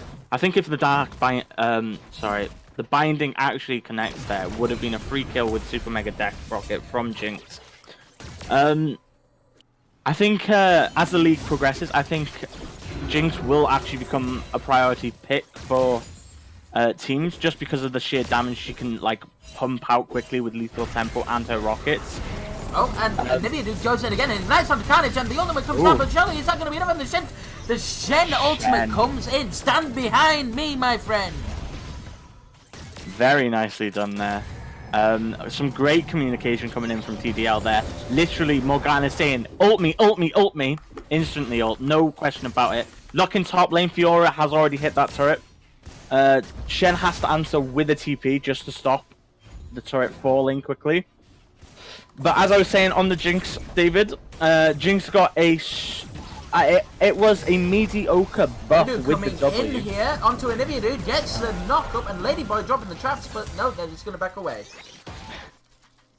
Yeah, so I will eventually say that there's so much action going into these games that I can't physically tell you what's going on, because there's action after action after action. Like, but what I'm trying to say, is Jinx had a buff on her W, which looked mediocre on paper. But however, playing a lot of Jinx myself at the minute, and I'm gonna brag a little, being top 1,000 at the minute as Jinx because of it. Oof. Legacy God in the top 1,000 as a Jinx. I'm top 1,000 with Vayne as well, you know. Oof. Weaving in a W as Jinx is super easy now. Like, it's so good to use your W. You were punished a bit before, but it is such a nice buff, to be fair. Little skirmish going You're on taking in the so much damage there, just from the Q from Alpha there. Still a very passive game. A 3,000 gold lead now, though, building up for EA Outcast. And TDL Danger have to be asking themselves, how do we find a way back into this game? I think they're doing the smart play. They are just farming up, waiting for that mid to late game. That's where Ezreal hits his power spike. Jinx gets to that, you know, Stormrazor Zeal item, starts pumping out the crit with rockets. Nunu becomes tanky, Shen becomes tanky, Morgana, you know, can sustain with the Hourglass. Elise falls off a little. I think they're doing the right play here, you know. Jinx has a 10 CS lead. Oh, actually, sorry, she's got a little bit of lead. I'm making so many mistakes. I can only apologize to you, David, on the stream. I'm so sorry. It's okay. You know. Let's take a moment to look at the way the game is going right now. So, as you can see, Calco has the Rift Herald and has amassed a 40 CS lead. This Fiora is starting to get very, very big, and the split pushing threat is going to become a real threat right now. And Shen Perry taunting him under the tower there, but Calco just dashes away. Okay. I think that now looking at this game, I think it was a missed opportunity coming in from EA Outcasts. Yeah, I think notice the dragon coming up here, and they're starting a fight straight over the dragon, and Carnage goes in with the ultimate. Nunu takes the dragon, and then the fight is going to continue, and TDL Venom goes down. Ladyboy has slain Duca, and Alpha is now getting chucked down here in a 3v1, and surely he's just going to go down as well. Tries to fight back and take out Ladyboy, but it's just not going to happen, and Nunu snowballs him down, but Ladyboy secures the kill. That's a 4-0 in favour of TDL, and just like that, the gold is completely even, and Karkle taking the tower in the top lane and starting a 1v1 with Perry, losing it for the moment, but uses the ultimate. He stays against the wall to avoid taking it, and he flashes over the wall just to get away. Just in case. But he can turn this around now. It's going to become a 2v1, 3v1 in the top lane. Karkle just trying to do his best to lifesteal up. He needs to get out of there, but I think he's a little bit too late now. Oh, Snowball coming in, getting charged, whilst their bot lane just pushes for that turret. Oh, Vapor catches him. Snowballs and he's rooted, and then stand behind me. Ultimate comes in again, he's getting very low. There's 3 in the top lane, and Galio comes in again, and he's going to try and return the kill onto Perry right now. He's still alive on just a sliver of HP, and there's a fight in the bottom lane as well, and Neviadu takes down the Ladyboy, and their tower diving Carnage is going to go down as well. That's a double kill for Creeded. That was a nice response from Galio there, nearly picking up the return kill on that top side. Shen literally about to go do the lottery with the amount of health he lived on. Very nicely played from this Elise, you know, instantly go into that bot lane, knowing that they were going to greed for that turret. Very nicely done. Making up for the mistakes earlier in the game. They weren't critical mistakes, but they definitely made it more difficult. With the lack of hitting those cocoons, it could have made the game a lot easier, but now Team Dangerline back in the game. And just on that point, go for it, Legacy. I wouldn't say they're back in the game, they are still at a disadvantage. Rift Herald being popped mid lane, must be the time and nearly up on that. What I was trying to say, though, as a missed opportunity, I think this Elise and Galio should have played around the bot lane, you know, gone there level 6, so this Fiora had the free push in top lane to become this monster that she, like, is at the minute, but would have been even further. Would you agree? I would, yes, actually, Matthew, I would agree. I think it's a very good point. And while we're all just dancing around control of the mid lane, I'm going to take a moment to shout out our sponsor once again. That's Tiltum Patronum, where every game is a 50-50, and Alpha is certainly doing work to say, hold the hell up a minute, guys, we still got this. But TDL are fighting backwards and forwards. They're 1.5k gold down at the moment, but this game is certainly still a 50-50. Another point that I forgot to mention in the loading screen, when you said, oh, Snowball coming in, no follow-up though, even though it hits. What I was trying to say in the load-up, Alpha subbing in here for the sister team, I'd like to know if he actually filled for this team in the past, you know. Is there like some synergy that is already, you know, in this team before the game started? Obviously the players know each other, but it is a lot different to being known to actually knowing someone's play style. Yeah, Alpha may actually have some sort of connection with these guys already. Seems to be playing out very well, keeping very close on the CS with the Ezreal. It's very back and forth, only a little bit down, but he's done very well to keep it close. And I will just take a moment to point out that Venom has actually gone for the Trinity Force second item and not the Seraph's Embrace. I think that was the correct choice. I think picking up... Oh, sorry. I think it was the correct pickup there. I don't think his tier was quite done when he got to that decision of how much money he had, David. Yeah. So, but what I was going to say, I think it is the correct choice over the Frozen Fist in this game, just for the fact that, you know, he's ahead, three kills to 0 there, so he has the money to be pumping out this damage with the Trinity Force. That's the thing with Ezreal, you can do extra damage if you get ahead to pick up that Trinity Force, but even if you are behind, you know, Frozen Fist, I can't remember its actual name. Iceborne Gauntlet. Iceborne Gauntlet, that's the one. Sorry about that, ladies and gentlemen. But, you know, that is such a cheap item for what it actually does for an Ezreal. It is ridiculous. Like, 20% I think CDR, the slow, the additional damage on an auto. Oof, it's a painful item to be fighting against. a bit of a scrap going on in the bottom side over the Dragon here. TDL Vapor dropping down that pink ward and taking control, but the vision is here, and Alpha is walking forward along with Anivia dude, and they're being very aggressive, and he flashes over the wall here, and Alpha uses the ultimate coming straight in, and everybody is just scrapping, but nobody is dying yet. No one is dying. Oh, Nice and one. Alpha with the flash taunt right there! Oh my goodness! It's such a close fight, but Karkle's going forward, takes the heal, Perry is getting low, gets taken down, Venom is low, Ladyboy is low, and that is definitely a win for EA Outcast!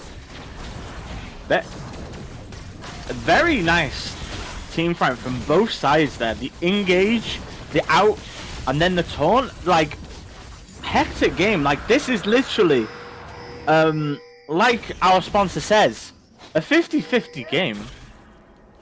2,000 gold lead now, going over to EA Outcast. But this game is certainly the 50-50, as the sponsor has already shown. Team Danger Line looking for a way to keep this game level. And they're getting sieged in the mid lane at the moment in a 3v2, turning into a 3v3. Karkle getting chunked down by Ladyboy right there. Those little death rockets are doing some serious damage.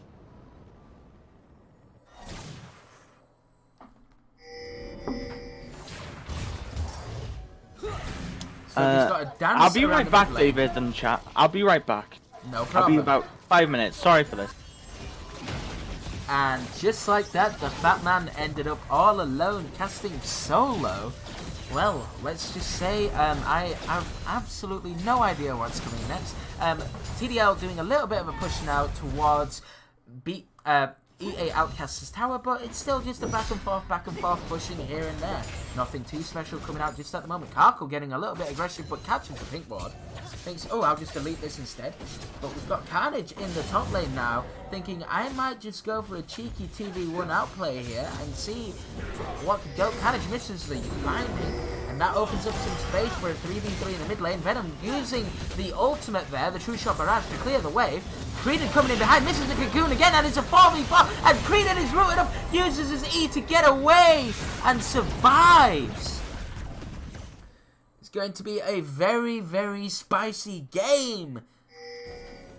I just cannot tell where this is going to go. Surely, this game is in EA Outcast's hands to lose right now. But we have the Baron up, going up to 25 minutes into the game. It's going to be a very, very close one. 3,200 gold ahead, but there's still plenty to play for here. Ladyboy completing his second item in the Runan's Hurricane just to stack up some damage with the critical hits onto 3 people in the next team fight. It's going to be a very close one. Creedon taking the red buff here and not passing it on to his AD carry. Bit of a questionable one. Maybe he doesn't have a lot of faith in the Misfortune, but it still might be the right choice considering he is more ahead than Misfortune at the moment. I think Misfortune isn't a auto-reliant ADC, so I think it probably is better on the Elise.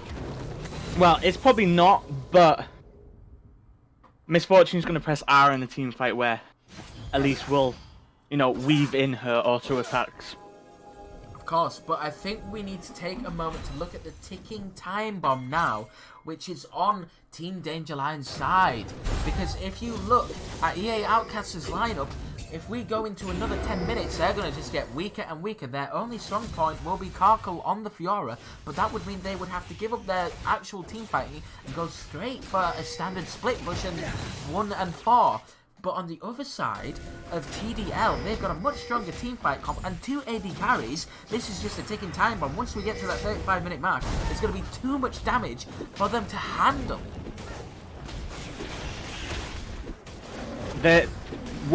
Both teams have to press the gold button pretty soon. Baron is on the table. Maybe if one pick. If I was one person on this team, I literally would be saying, you know, we need to go to the Baron side of the map here, set up a death bush. Like, you know, we've got the Cocoon from EA Outcast, and we've got, you know, the Shen's Horn, the Shen's Taunt from Team Danger Line. Like, both teams have the potential to do a death bush here. Oh, I forgot the Morgana binding as well. both teams have like potential to death bush in this game. Typical EUS death bush. Yeah, let's just take a moment to notice that Carnage has picked himself up a stopwatch, building towards that Zhonya's hourglass. He's probably thinking, you know what, guys, enough is enough. We're on this time bond, and we need to look and see if we can get a hard engage somewhere. But on the downside of this, if he forces himself too much to try and get a clutch engage, all it takes is a couple of flashes, and then he's just a sitting duck and will go down, and there'll be a lot less peel for Ladyboy. 20 seconds now coming up onto the dragon, which is going to be a mountain dragon. Got a fight not taking on in the mid. Oh, we've got a small skirmish going around the mid lane right now. The Elise actually hits the cocoon in that.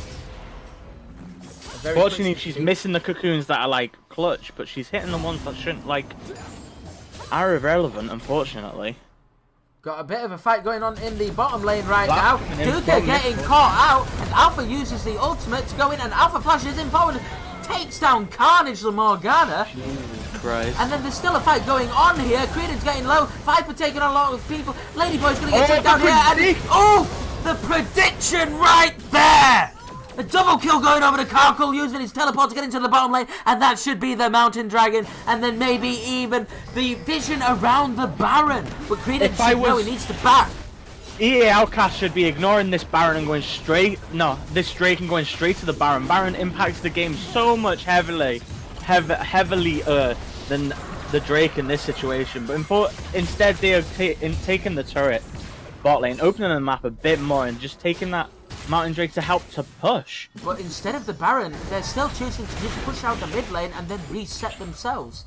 Because they must be aware that the Nunu is about to come up in about 5 seconds, but they can still take down this tower. Only the Morgana defending. He gets caught in... What a misplay from him right there. Just gives himself up to the enemy team and just runs it down. A very, very poor judgment from TDL Carnage right there. Spicy game. Another blood hungry game. EA Outcast 7,000 gold in the lead now.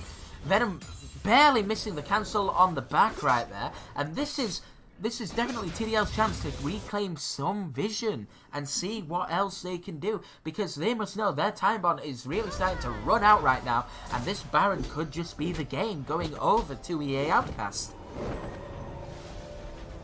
I just, like, this Galio should be a ban. In a 5v5 team, a Galio is so impactful with that, like, roaming ultimate, the taunt, and the fact that he is full AP at the minute, and is unkillable. Like, it's ridiculous what a Galio brings to a team comp. And that is one of the reasons why I'm not afraid to take him as a support. Of course. Oh, yes. And as you know, because we have played, you know I'm not scared to pick a Rengar ADC. We're both coming out with these wacky picks in the bot lane, you know? I mean, yours is more serious than mine, but Galio is a really strong pick. It's going to be a very, very close game. Well, I say close. It's 6,000 gold lead now. It's still very much a 50-50 around this Baron. This Baron is going to change how the entire game goes. They might be down a lot of gold, and the Cocoon landing straight onto Viper here, but he manages to just walk away with the assist from his team. Ladies and gentlemen, get yourselves ready, because the Baron dance is going to start any moment after these resets, and they're noticing the Nunu has gone back here, and this could just be a Baron going straight over. One thing to point out, Fiora doesn't have TP, so this will be a 5v4 if EA Outcasts actually decide to go on this Baron, but Fiora will do mega damage to this base in bot lane. Warding together right now. Everybody's dancing around that red bush right there. It's going to be a close one. I can't really predict how this is going to end out. On one hand, EA Outcasts have a lot of gold, and this Fiora is going to become a very big problem, but he needs to stop running around in the mid lane and be in the side waves instead of the Galio. Then again, he does have his ultimate and teleport available, hence the reason he's good with the team, but he's losing so much pressure from not doing the split push. I really do think if EA Outcasts are running away with this game a little bit quicker than Team Dangerline can respond. if I was EA Outcast right now, my mental game would be like, guys, we need to do a 1-3-1 here. Because the Galio ultimate, as I've already said throughout this whole game, is so strong to making that, you know, CC and reduce damage for that one target from across the map. It is really impactful. And of course, the Fiora, great split pusher. Yes, and we've got another long plus 30-minute game coming out here. It begs the question of, is this going to be a very long day of games? I believe we've still got maybe one or two more games to go. It's going to be a very long night, but hey, whenever there's a game and it's exciting, I'm always around for the fun. And Parker being caught out here, the flash binding, and he dashes away with the great parry time right there. Parker survives and doesn't even use the flash. And now, EA Outcasts are just going straight onto the Baron. They're chunking it down. It's on 8,000 HP, 7,000 HP. Nunu, TDL Vapor is still on the way. This Baron is getting very low. 3,000 HP, 2,000 HP. And this is just going to go straight down. Nunu is here if he flashes over. He doesn't manage to steal it, and now he knocks him away. Creedon securing the smite there. Very, very close. Smites it on about 90 HP. Very unlucky by Vapor. Very, very unlucky. But Creedon... Very nice from a Nivea dude there on that Alice there. Knocking him back over. Not having none of that. This is our Baron, he says.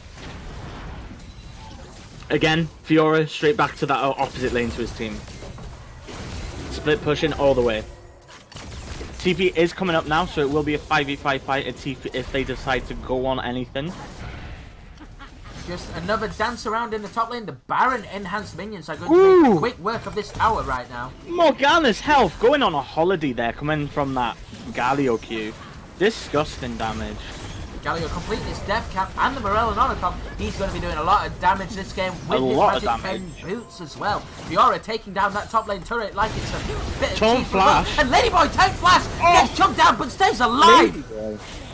And TDL Venom is low now as well. And the ultimate comes down from both sides. And nobody has dropped but Carnage. This game is getting very, very intense. And TDL are running out of time right now. EA Outcast using the Baron minions and pushing towards that base. This could be the game right here. But everybody's low. They're going to take it back and decide, let's just be passive. Let's reserve ourselves. But no, Karkle is still playing aggressive. He's getting slowed down here. Taunted by Perry. And Karkle goes down. No, he stays alive. He goes down. Shut down right there. Perry's going to go down as well. There's a fight going on. And people are going down. Venom goes down. This is a 2v4 right now. Ladyboy is chunking him down. But surely this is not going to be enough to just go land onto Creedon. And he goes down as well. Vapor is a 1v4 machine. He is not taking him down. 2v4 as Carnage comes up alive. And they're focusing the Nexus. This is surely the end of the game right now. They're still doing their best. Galio comes in with the dive. And that is GG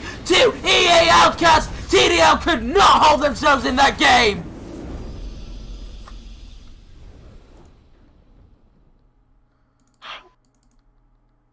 Can we have a round of applause for David? His casting is so good. Like, boys, David, you get my MVP, boy. Like, you're so hypey. Like, it's very, very vain, my friend. Jesus Christ, very hypey there from David. Amazing caster, amazing caster. LEC, are you watching right now? Pick me up, please. Pick this guy up, and Fnatic, give me a call. Well, very, very, very nicely done there by EA Outcasts, though, in all fairness. Playing around that comp is difficult, but they knew how to do it. TDL, unlucky game. They had the advantage. I feel like Ezio would have been more impactful if he did pick up the double tier build. This game led to very, small mistakes that led to this loss. Yeah. Very small mistakes. It seems once EA got that gold lead, they just started to mount it up again and again. Just the small advantages they were taking, just slowly pushing their way through. But they were on a ticking time bomb. It was a case of, if they did not end this game soon, then TDL were eventually going to get the items and just completely turn it around in their favour. But I must give props to Creedon and Alpha, the substitute coming in there from BP, helping with the win there with some clutch stuns, taunts, cocoons, really causing chaos and helping their team get the win. I think Alpha there was very well played, doing immense damage. He literally came into this game going, "Yeah, you know what? I'll play as your Phil," and you know, he literally proved his point that, you know, last game wasn't his fault. Clearly, the other 4 members of his team isn't as good as this team. You know, a bit of banter, boys. A bit of banter. But don't flame me. Don't flame me. Don't flame me. Fired.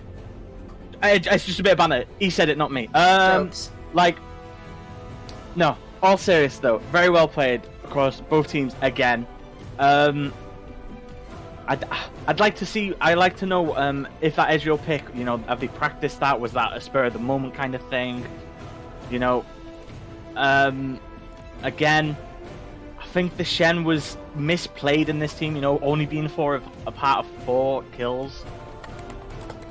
Should have used his ultimate to make more advantage in the map. Very nicely played from both teams, though. Very nicely played. Like, Morgana bindings, nice. Ladyboy's sidesteps, Ezreal's like advantage, Nunu's ult. Yeah, the list goes on, but there can only be one MVP, right? Of course. So you know that's why everyone's in the stream at the minute. Throw over that MVP right now. I have a funny feeling you're going to give it to Alpha.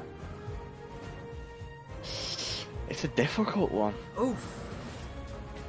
Created and Alpha both playing very well, but then again, personally, I would give it to Alpha based off of Created did make it a little bit more difficult, missing some of those key cocoons earlier on in the game. I know I'm gonna be, you know, everyone's gonna hate this, but I'm just gonna give my MVP to EA Outcasts. Like, I'm not gonna give a player one. I think the whole team gets one. MVP to that team. MVP to the whole team. To the whole team. Very intense. The whole team. Now, Legacy, we would go on and do another interview, but we're running out of time before the next game, and I think we need a quick break. So we're going to go into an advert break. In the meantime, guys, we'll take a quick break, get some water, and we will be right back again. So thanks for tuning in. We will be back for the next game very, very shortly. Don't miss it.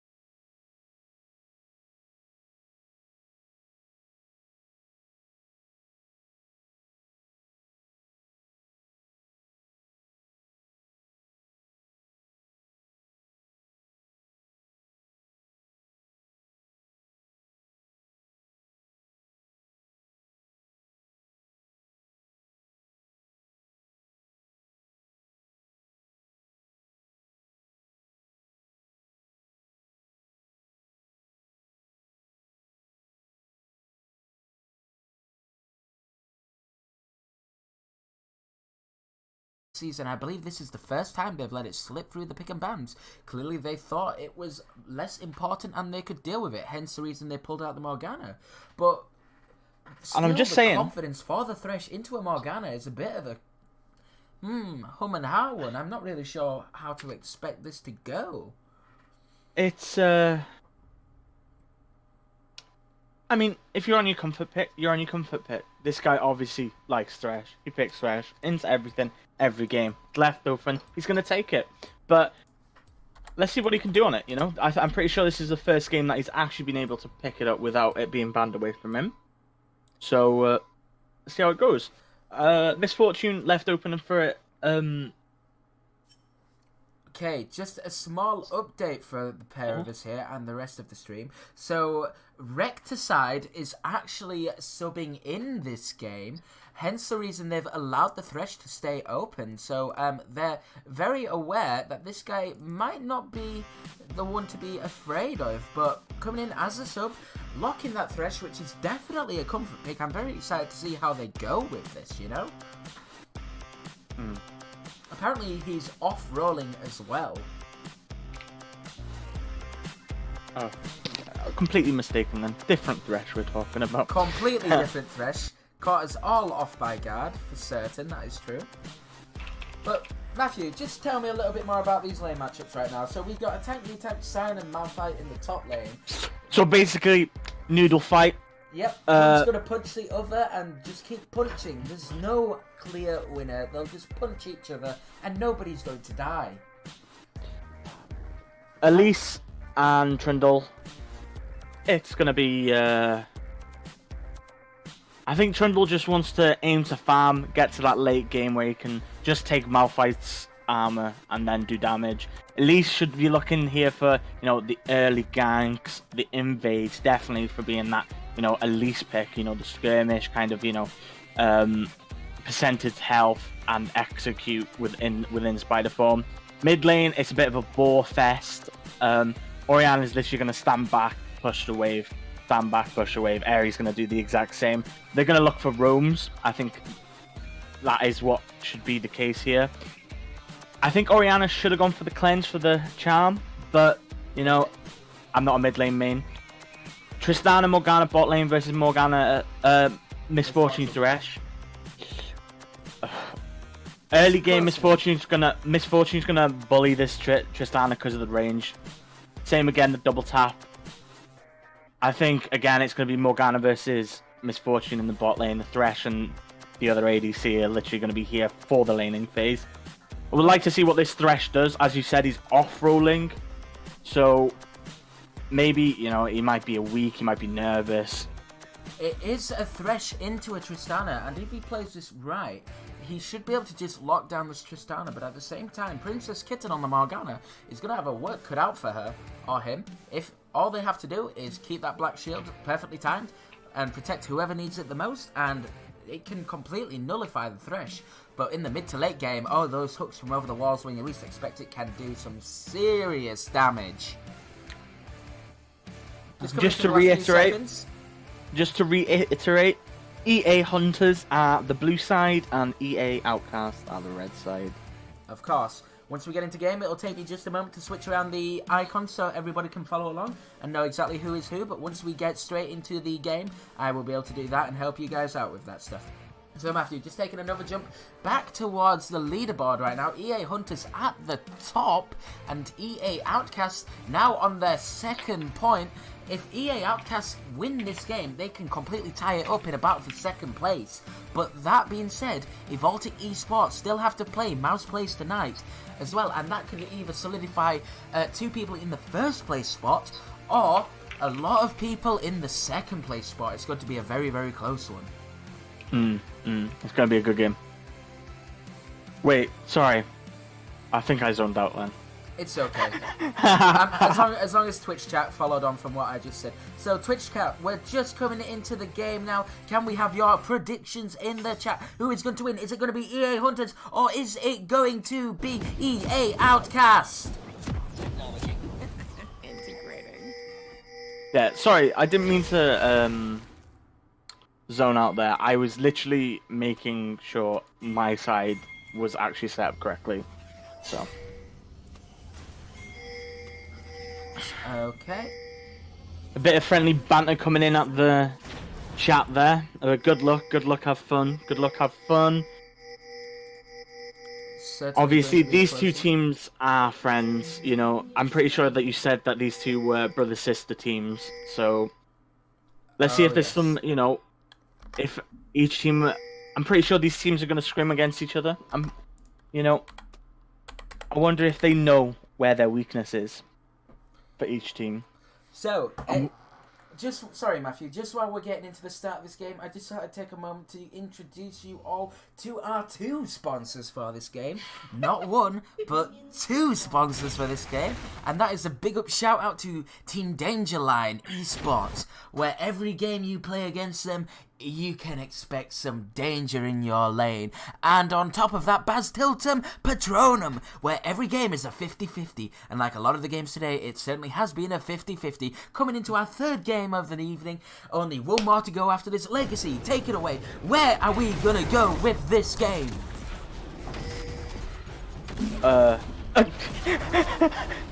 Hopefully to Summoner's Rift, am I right? Nah. But in all fairness, like... Sorry, my game is freezing at the minute. If you just want to take over for a second while I... So, we've got a very, very early gank coming in on the mid lane right now. Trundle early, level 2. Barrier used by X-Hardstyler, and he manages to walk away without burning the flash. Very, very greedy of him. He probably could have just flashed away and saved the barrier, but thought, nope, I probably need it for later. So, very, very good, but still burns the barrier, so that's a very good gank from Zaki and Miss Salami Daddy, and the flash jab goes straight in there on the Ignite as well, and she's gonna go down here even after the flash is so surely. First blood goes over to Miss Salami Daddy. The Ari put it in some serious carry work early on. Is that Faker E-flashing? Very nicely played there. Showing her mechanical skill on the Ari there. Very nicely done.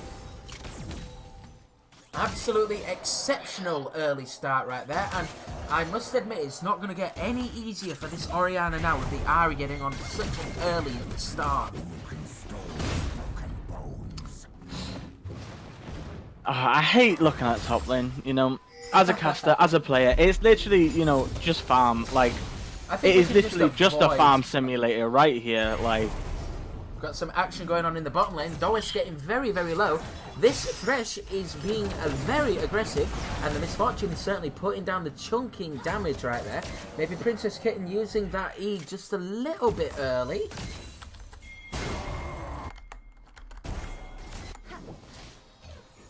Some hard poke coming out from the Scion on the Malphite. Yep, and we've got Creeded coming down towards the bottom lane right now.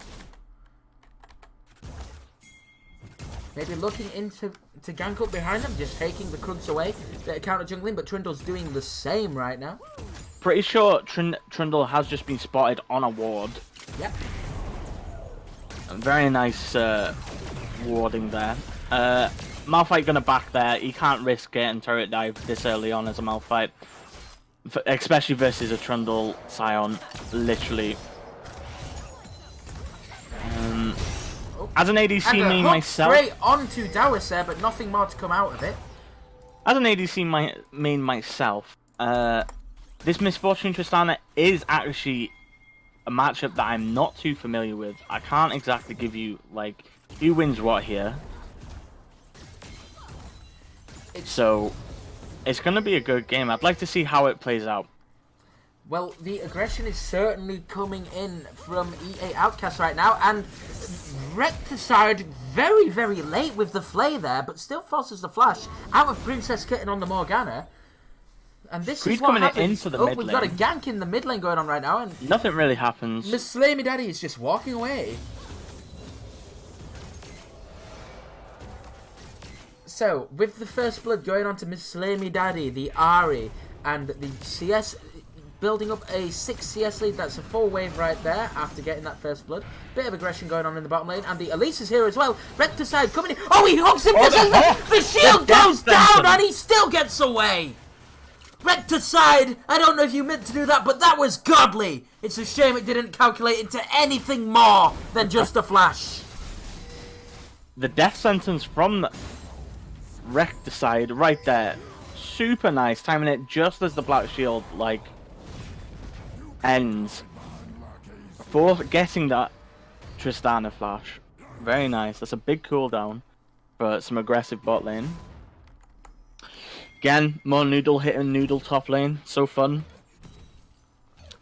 Misfortune, again with this Comet pick, using Make It Rain to poke out the ADC. Getting very low on mana though, so she'll be considering going back soon. But she's managed to accumulate a 10 CS lead, even more.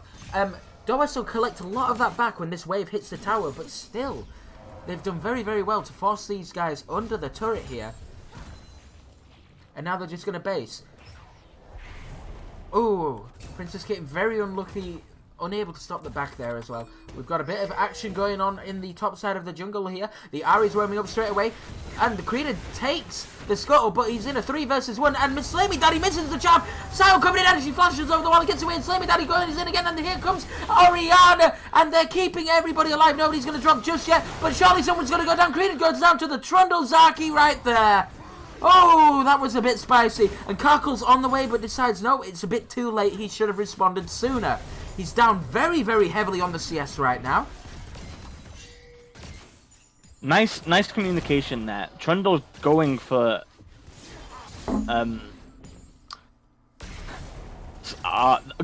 scuttle, and getting collapsed on by the Elise and communicating to his team what needs to happen. Very nicely done. Some great communication. Oh, and the Recticide goes in with the flash anyway. He's gonna follow through with the hook. He does, and he flays the Princess, getting back, and the Cocoon lands as well on the Morgana, but he's lost it. And Orianna uses the ultimate onto the Thresh, and Creedon picks up the kill. Oof! This team play is great. They're pulling themselves back into this. They've taken down the support. The jungler does not want to mess around with this team, so he's just backing off and letting the Ocean Drake go over to EA Outcast. Certainly starting to put the money where the mouth is and bring themselves back into this early deficit from a gold lead. This is a collapse on the Tristana. Tristana with no flash, but has the rocket jump. Just rocket jumps to safety by the looks of it.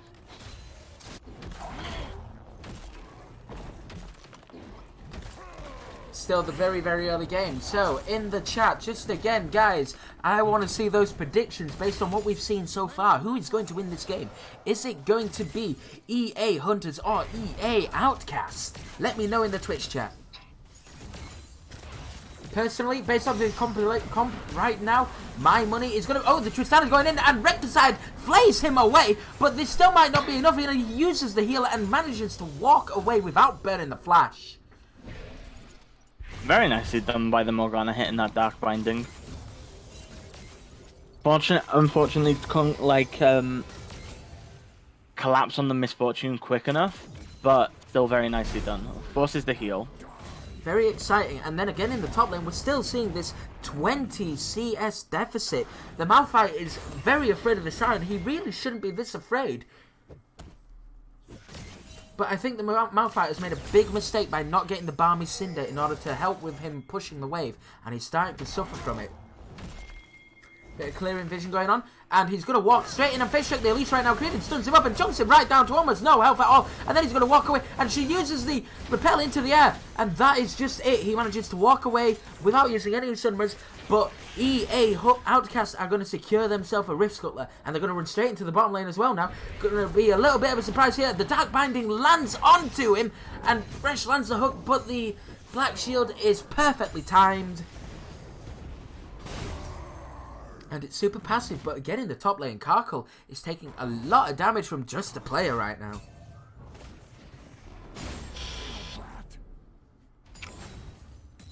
Very, very, action-packed game early on. One note that I do want to pick up, what I'm pretty sure saved that Trundle there, is as he was walking away, he smited the Scuttler for HP. Yes. Very nicely done. Very nicely done. Something what I want to pick up on top lane is this Malphite didn't go Corrupting Potion. No. I think that may have been a misplay there. Like, he is heavily, like, disadvantaged in that top lane fight. Yeah. And just taking a moment to look at what was going on in the mid lane, even though there's a skirmish going on right now. The Ahri, Mislami, Daddy, and X-Hardstyler. Oh, hold on a minute. There's a gank coming up in the top lane right now. Malphite uses the ultimate and goes straight in on the unstoppable charge. And he's just going to go down here. Just a Pele is surely going to go down again. He gets deleted by the Creed. 2-1 on this Elise now. Starting to do some serious damage. Smites him to slow him down, but he's just going to clear out the wave. And as I was trying to say before the gank went through, the Ahri has managed to accumulate herself a 1.5 level experience gain over X-Styler right now. And this is going to get very, very rough for him. And I'm surprised it's not just a 20 CS deficit and not a second kill that has been taken over. He's played it very, very cautiously. But I expect another one to come up there very, very soon for another kill in that mid lane. I'm expecting this Ahri to finish the first item and look for rooms. Thresh getting collapsed upon here. Ahri using the ult to catch up. He's walking the wrong way. He's just admitting to himself, yep, I'm probably dead and I'm just going to walk away. But Duka, thinking he can maybe secure a kill onto the Ahri instead, not quite managing to do the damage he wanted to. I think maybe there was a miscommunication there. I know the Thresh is a substitute, but needless to say, there was a communication error there. Yeah, and he decides not to use his ultimate and flash to escape. He simply just decided, yep, I'm dead and I'm not going to burn anything. Maybe the wrong decision, but then again, it sets him up for another play later into the game.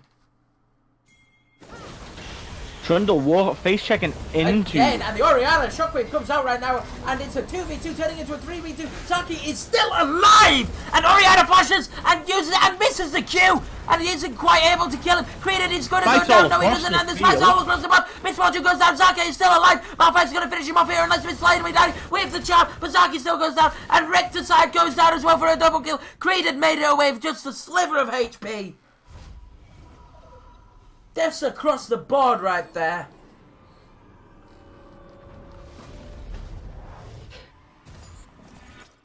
Very scary bot lane now. Tristana 3-0. I can only see her back in for a full Storm Razor. Like, this bot lane might be in trouble with the Black Shield on the Tristana and the resets and the engage potential because of press the attack. Like, this Tristana's in a really nice spot, and for later the game goes, you know, the more attack range she's gonna get, more safety she'll be, more harder it'll be to kill her. I'm not gonna cast in this top lane top because we got Elise coming in again with the dark behind it. Cocoon The Cocoon lands and the ultimate is down and the cleanse is used, but nobody's gonna go down. Very nicely done there. Like, very unfortunately they couldn't do that. Created going back on his plays earlier and not making the same mistakes, landing these cocoons like a madman. And Miss Lamy Daddy goes in, flashes in and charms, but surely that's Duka going down. Cocoon lands again, and then the hook is to follow up, and she's getting chucked down and she dances away, and then he uses the charm and French is going to go down here for a double kill for Miss Lamy Daddy on the Ahri. Very really nicely starting to done. pop off right now. Miss Slamey Daddy clearly listened to the stream when we said we wanted a hype game, and he is delivering there. Instantly flashing after the Spirit Rush. Fantastic gameplay. Miss Fortune couldn't react in time with her flash. Looks like they're going to get this Drake for free as well, as Elise is clearing bot lane. No pressure. Orianna is going bot. A second Ocean Drake. Back even. 1 for 1. Second Ocean Drake of the game. Yeah, EA Outcast not really making the most out of the Ocean Drake they had to begin with. And now it's all leveled up on 1 for 1 with those dragons. And now they're looking at a 4-man siege on the mid lane. There's only Hardstyler here to clear the wave, doing very well so far.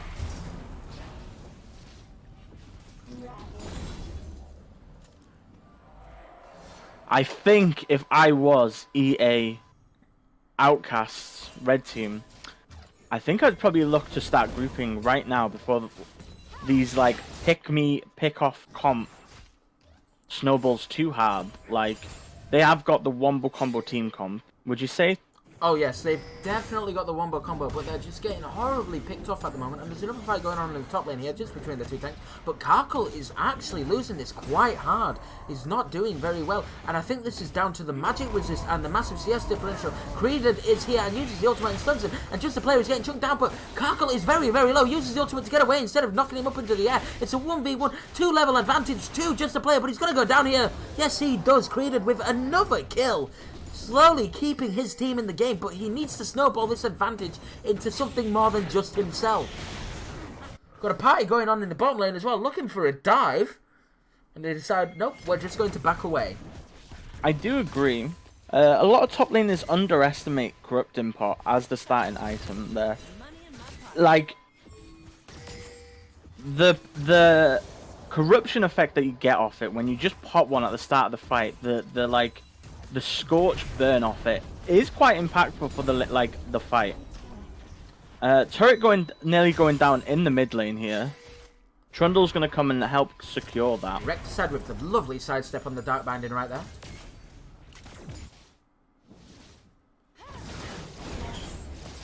Nice chunk damage here from Orianna onto the Ahri. Still a level down, but able to chunk him down quite a bit, putting some work in that mid lane now, realizing that this Ahri is very ahead but has a massive shutdown, and if he plays this right, he could take her down. Karkle getting bullied still in this top lane, just letting this Scion farm up so well, and he just completely loses the trades now every single time. He's got the Barmy Cinder and the Magic Resist to help him, whereas Karkle just doesn't have that. And as much as we all hate the tank v tank fights, Karkle is never going to win this unless he's to itemize a little bit better, or at least keep up in the farm. Getting horribly punished here. And this all goes back to the disrespect of not having the Corrupting Potion as a start point. I think Karkle here backs for Tabbies. Like, the 15% damage reduction on damage reduction will be so beneficial in that lane. Creed getting caught here right now, but he's getting the speed boost from Hardstyler and allows him to just walk away. Very nice bit of teamwork right there. But surely this should be the Rift Herald going over to EA Hunters. I'm surprised Elise got away with her life then. Spirit Rush is on cooldown by the looks of it. Must have been used by the... We've got a gank in the top lane going on down here. Orianna. Karkle is in a 2v1, uses his unstoppable, just walk away. Elise was there for the turn. I think they lose that 2v2 anyway. I think that was the right decision, just making sure that he wasn't turret dived. Karkle is doing incredibly well to stay, even though he's just down on CS, he isn't losing anything else. He's not dying to the ganks that are coming out. In fact, he's even managed to outlive his opponent thanks to his jungler Creeded coming in and saving the day multiple times. He's done very, very well, and he should be able to start growing, and this is going to be a very nasty teamfight comp if it gets into the later game. I think if I was red team here, I think they need to put some pressure on this bot lane. You know, bot lane and mid with 700 and 750 gold as a shutdown. That's some, you know, nice pocket change, including, you know, the 300 gold for killing them as well. And they're looking for a dive on the bottom lane now, but Creedon is here in the tri-bush, gets charmed up anyway, and is chucked down to very low health, gets ignited, and Dowes jumps in and barely misses the hook, and then everybody's flashing forward and people are still alive. Recticide's not going to go down. The wombo combo guy goes down to the misfortune. That is Duke doing some damage. Both TPs are coming through right now. Gorkle is here, but so is just a player 1v3, and Dowes is going to go down. Orianna shuts him down. Karkle is turning the fight now, hits Princess Kitten, but slowed down. Karkle not able to do anything else, but they're still changing. As the unstoppable force uses it, takes down the Morgana, and the Sound is going to take down Recticide as well now, and maybe Duke is going to drop here as well. Gets the shield from the Orianna, getting chucked down, and the Cocoon from Creedon as well, and barely allows him to escape, and the Smite just to slow him down as well. That was a 3-for-1 in favour of EA Outcast, and they are back in the game. Very nice. Nice communication there to the Malphite for telling him to TP instantly. Very nicely done. Trundle here with the flash smite, unfortunately missing it, only giving its life up. Dabbing the penguin on the way out. He's like, yep, I know, I lost this dragon. Well, nothing else I can do now. I'ma just dab my way out.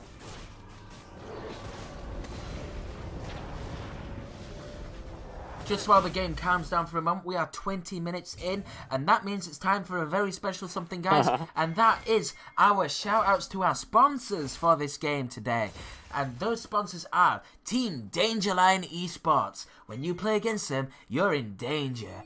And Baz Tiltum Platronum. Sounds like a terrible Harry Potter spell, but I must admit these guys know how to play a game when they say a 50-50 is a 50-50. Because every game Thresh is being caught out again here. going for Very some greedy unfortunate. warding and just gets dropped anyway. This Ahri getting very, very strong now.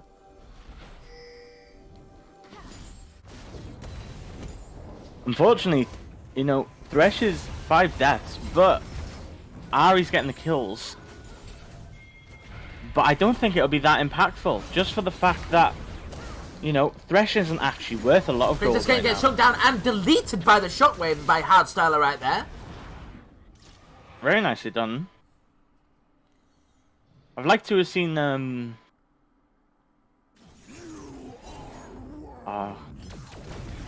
matter. This game is very, very spicy. The scoreboard is all evened up. Only 1,000 gold lead deficit. Gold lead to EA Hunters. EA Outcast looking for a way back into this game. Certainly doing some damage. Orianna getting onto 3 kills now instead of just being 0-1. She is doing ever so well to keep alive in this game, even though she's down on the CS, catching up to her opponent. And you have to admit, EA Hunters are now on a ticking time bomb. They only have so long to end this game before EA Outcast and their team comp do some serious damage to them with a horrible wombo combo. Money in my pocket.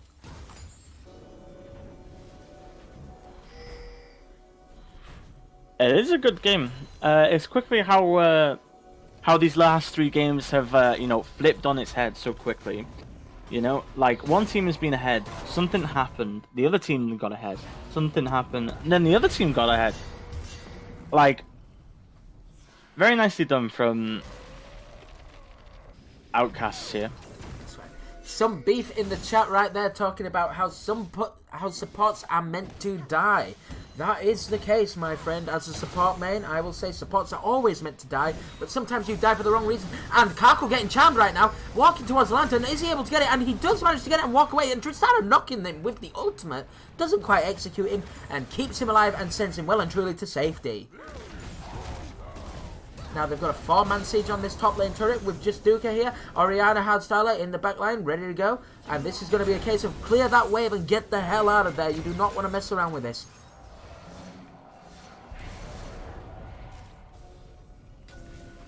Very, very spicy things going on in this game right now.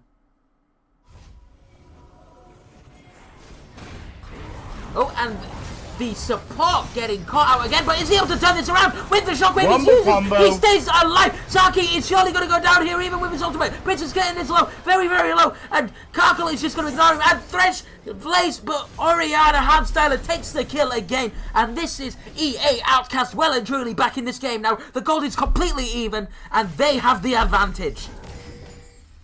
Very nicely done in that 4v4. Getting them into that choke point. So Misfortune's ult can do the maximum damage with the Orianna shockwave. Karkle still has his ultimate here. He's been charmed. He has the flash and the ult. Cocoon comes in as well. Just misses it as he flashes away. Saturn ulting in the back line as well. Duke getting very, very low. And Hardstyler is going to go down here maybe. He's super, super low. He pops the barrier. Hardstyler back over the wall again. Ahri's chunking him down. Everybody's here. Creeded is here. Creeded shuts down the Ahri. Creed's here and to just save the the player day. is back again. But he's in a 4v1. Nice Death Sentence. 5v1. And he's just going to go down again here. That is very unfortunate. 1-4 right now. Just run towards the Baron, my friend, and try to get ready because these guys are ready to force a Baron. The jungler is still alive and everybody's a little bit low, but you know the Baron is where they're looking at next. And they're still... Oh, don't take that hook. Whatever you do, recticide. Whew, this game is getting very intense. In this game.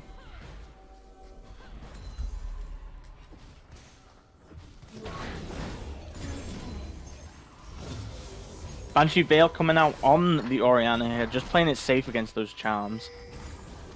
And Morgana bindings. just to think, ladies and germs, we have one more game after this to go. It has been an exciting 3 games so far.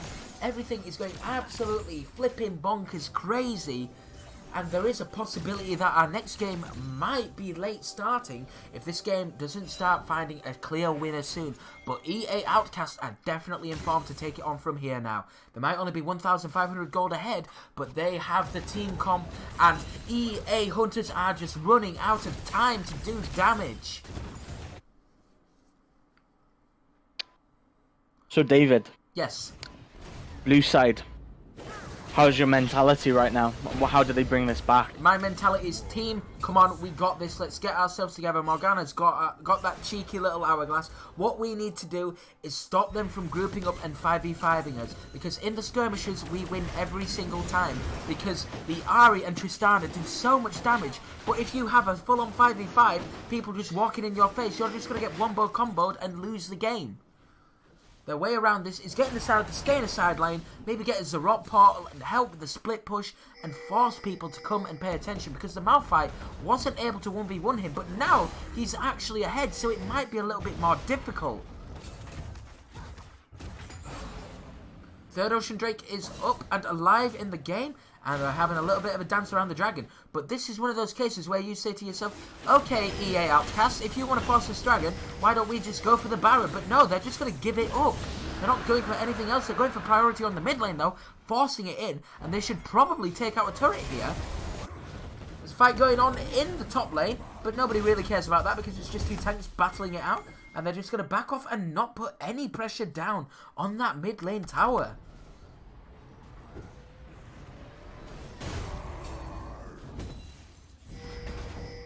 We're in that 27-28 minute mark.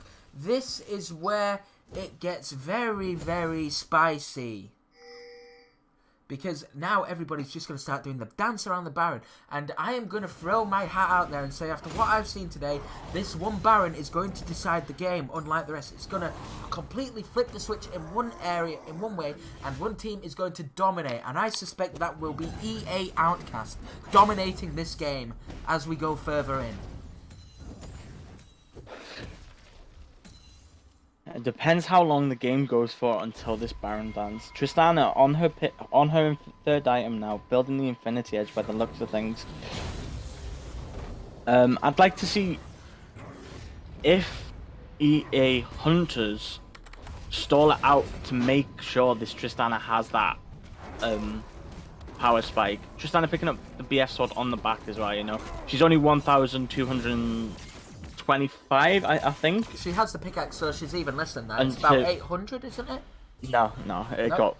Oh, it got changed, didn't it? Yes, of yeah. course. I'm pretty sure if I was Hunters here, I'd literally be trying to make a pick like going this. in here, and the shockwave chunks him down to half HP.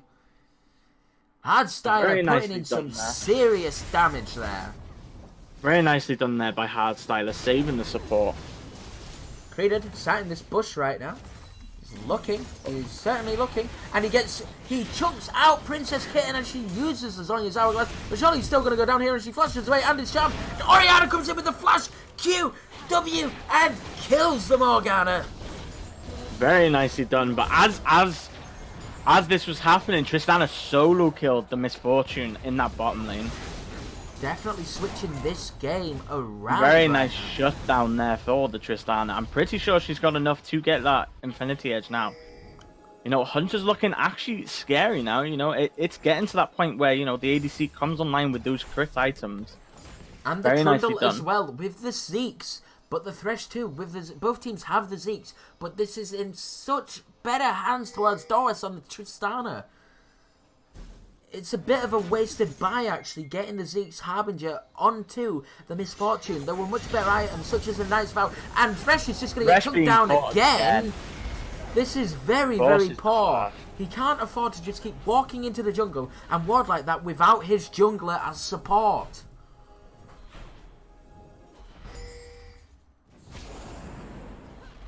This is one of those games that you watch, and as a support, you just feel really, really bad as a support for both sides. Both teams 0-5 and 0-6 on their supports, not being able to get a lot done in this mid-game. It's been very, very passive. And they're both just finding themselves out of position and getting chunked down. And a death push being set up here right now. But surely EA Hunters are very aware. And the charm goes in, takes down a third of Creed's HP. And the Baron Dancing and Vision is about to start, but we only have 1 minute and 15 on the next dragon. And I'm not entirely sure what it is. It's a Cloud Drake, so nobody's going to be too interested in that one. 30 minutes into the game. But if you were to take it now, it would bring up the Infernal, not the Infernal, the Elder Dragon, and that is what everybody needs.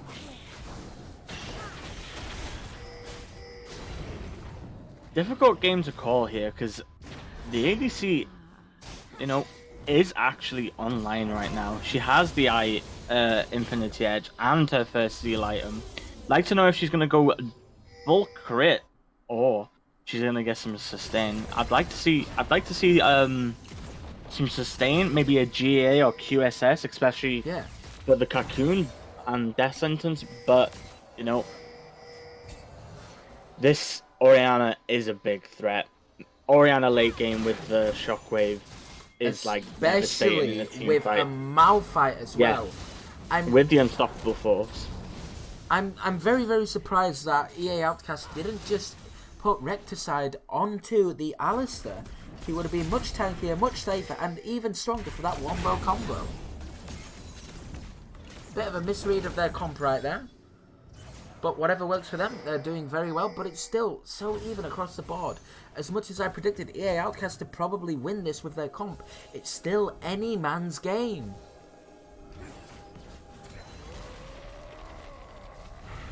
They're dancing around the vision for the dragon right now, but what they could just do instead is run towards it, and the sound gets hooked here. Nice Deathsend, getting slowly chunked down, flashes away, and it's still a 5v4. Tristana is dancing around in the bottom lane, not taking too much of a bother about it, and the mid lane turret goes down for EA Hunters.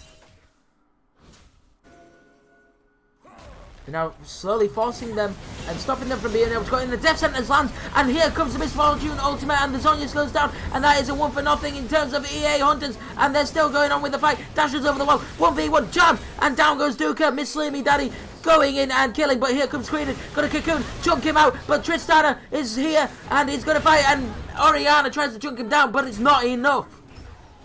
Tristana doing a lot of damage here with the crits. Like I said, it gets scary when a crit ADC hits that, 3-item spike.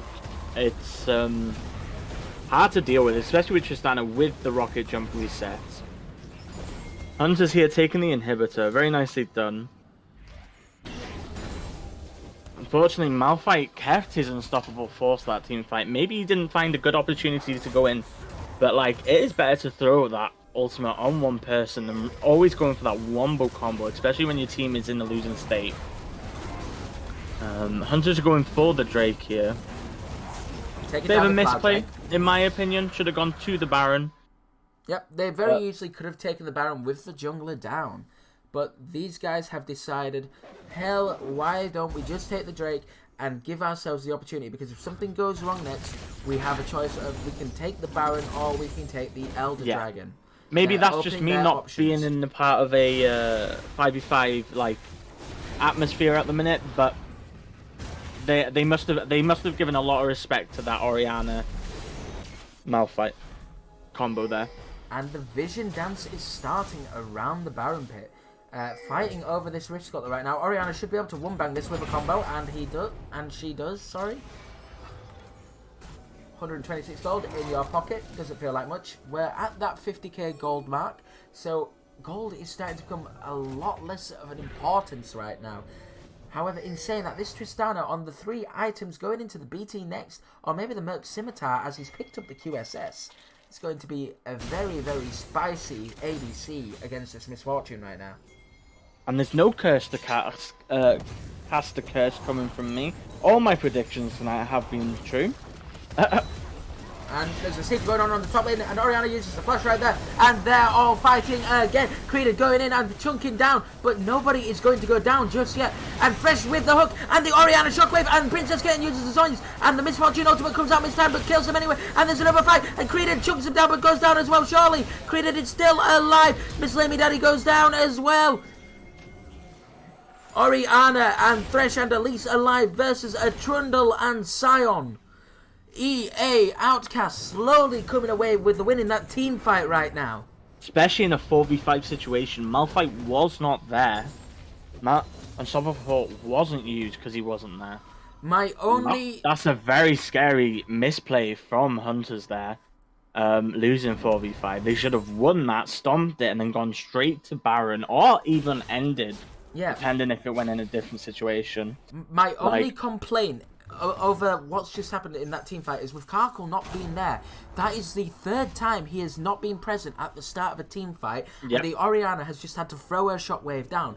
If you use that unstoppable force and get that 3-4 man knockup, and then follow through with the shockwave and the misfortune ultimate, that is just a goodbye, see you later, hasta la vista, baby, you are dead. You are dead.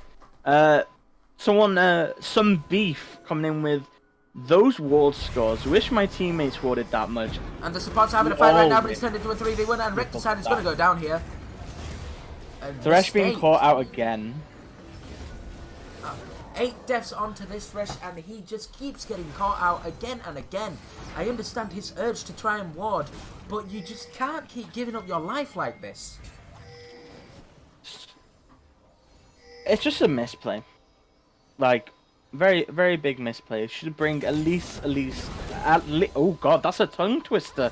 At least Elise to come ward with you around any of them. Even the whole team with like the wombo combo, you know, getting one big target like this Tristana, like the Ahri, is the game changer here. This game is on a knife's edge right now. Yeah, regardless of how far. Morgana is just deleted by Creeded right there. Sorry, Matthew, continue. No, it's cool, it's cool. Actions happen. Very nice pick there by the Elise. Doing more damage than, if I'm totally honest, was probably expected from her. I bet you the Elise was like, wow, I didn't think I could do that. But even though Hunters is so far ahead, they're aggressive now, and they go for the attack straight onto the AD carry, who was caught completely out of position right now. And Sound is using his unstoppable, running straight into them. Thresh and tanking Thresh that, goes for very the nice. hook, but misses the hook, and he drops the box, but he's still going to go down here, and that is a 2-0 in favour of EA Hunters, and this game is still on a knife's edge. Surely they can just bait the Baron here. I still think this is a very close game. Very, very close game. They've started up the Baron now. The Baron is on 11,000 health, 10,000 health, 9,000. Creeded is here, but Sion is doing his best to zone them, and he's getting chunked down really, really heavily. But then Ahri flushes over the wall and kills the Elise, and that's it. That should surely just be the Baron going straight over to EA Hunters right now. Doas is just doing his best to make sure that nobody comes back. The Baron is on 5,000 health, 4,000 health, 3,000 health. The Malphite is ready to go in, but Ahri coming in and going for the Oriana right now. She's very, very low. 1,000 health on the Baron, 700. And the Trundle slays it, and then Oriana gets and slays the Ahri, and Malphite goes in, but Tristana shuts him down, and that could be the game right there. 60 seconds on Oriana, 30 seconds on the jungler, 60 seconds on the Malphite. It's a 2 versus 3, 2 versus 4 story with the Baron buff, and they are going to siege that mid lane. Very well played from Hunters there. Very nicely done, you know, all communicating to go over to kill the Elise instantly. There was no hesitation. Tristana jump. Ahri went over literally instantly. There was no like, oh, you know, go and then, you know, phase in. They're all on the same page.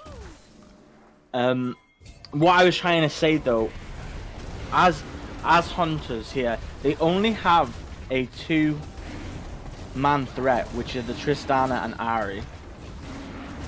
With the wombo combo coming in from, I have forgotten the name.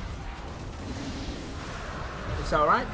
Elder Dragon going over to EA Hunters right now. The Baron buff and the Elder Dragon with that 5k gold lead. Not meaning much in this late game going into the 40 minutes. Tristana has her 4th item. And you have to just sit there and say to yourself, as much as the EA Hunters are ahead, all it takes is one spicy wombo combo from EA Outcast, and this game will be back in their favour and could even be over. Outcast, my bad. Same names, you know, sister, brother team. It's my mistake. Sorry, boys. But what I'm trying to say is, with a wombo combo and Outcasts only having Hunters having a 2-man threat, it's very dangerous that, one misplay, one misstep from this team, Tristana, Ari, and they're forced down to a 1-threat team versus 3, being Elise, Orianna, Misfortune. This team needs to still be careful, even though I feel like they are in the lead. 5k up. So it's going to be a very, very spicy end to this game. There's 5,000 gold ahead, not meaning much at this point, coming up close to the 100,000 gold soon, in about another 10 to 12 minutes or so, if the game is to prolong this long. But there is no clear winner. EA Hunters are doing some serious damage. This game is going back and forth just like the rest of them all day, and they are all sieging on this bottom tier turret. Tristana doing a lot of damage, and then you've got just a player 103 in the top lane taking down that tower as well. It's now an exposed inhibitor on both sides, and super minions going through in the middle as well. It's just a back and forth dance over pressure right now, and this next one is going to go down as well. Malphite getting chunked down very low here. Sorry, doesn't go down very low, about half HP, and EA Hunters are just walking with these minions into the base. This is it. This is do or die time for EA Hunters. EA Outcasts have to really fight their hearts out right now, and here comes the team fight, and everybody fighting, and Malphite goes in, and the shockwave is failed on the Orianna. Orianna completely screws up the shockwave, and that should be the end of the game, going over to EA Hunters as they just force everyone onto the tower, and everyone gets shook down. Tristana goes down, but she has that Guardian Angel, and they're just going to finish off and take the game, killing off their Nexus. What a terrible misplay from Orianna Hardstyle. Such a good player throughout the game, but when it came to it at the very end, he completely screwed it up. Absolutely unfortunate scenes happening right there. Very good game there. Very clean game from Hunters. They knew the game plan and they executed it. Obviously, in Champion Select and Loading Screen, we both, dissed them on their comp there, but, proving us wrong, and actually winning versus, the Wombo combo. I feel like, the Thresh communication error was there, getting caught out, giving the XP lead.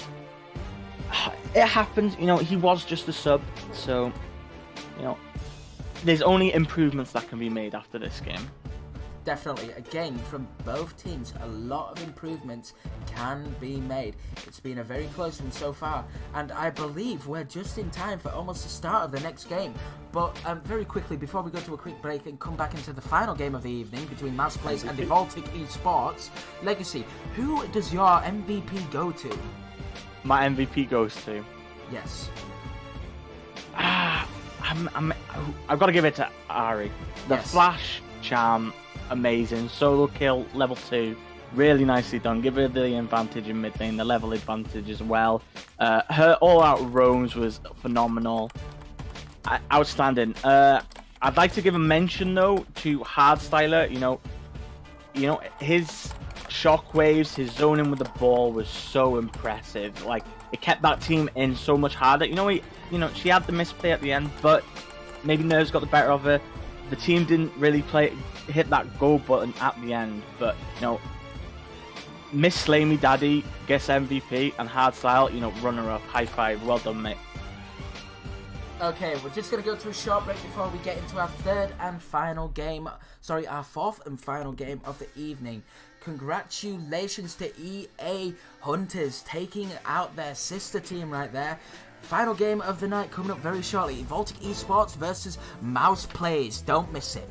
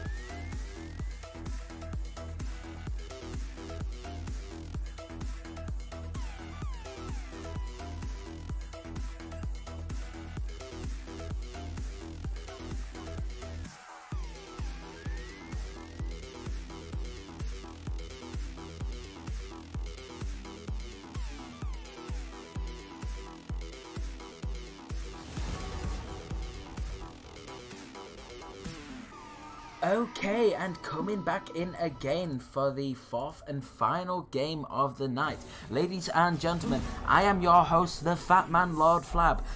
And co-hosting with me for this final game, I have the one, the only, Legacy God, and also the support from EA Hunters, Kitten Lord. What a god he is. Welcome to the casting desk, my friend.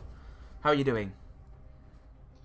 I'm doing good, even though I really played badly that last game. I'm doing good. I'm fine. It's all good, my friend. It always happens. We can't expect to have every game be absolutely perfect. So I assume you'll probably have a little bit of insight against some of these guys. So is there anything in particular that stands out in the bans for you? Ooh. Well, Sejuani is a very popular pick nowadays. Lissandra is also something which, I mean, we pick a lot, so both of those are feeling very natural.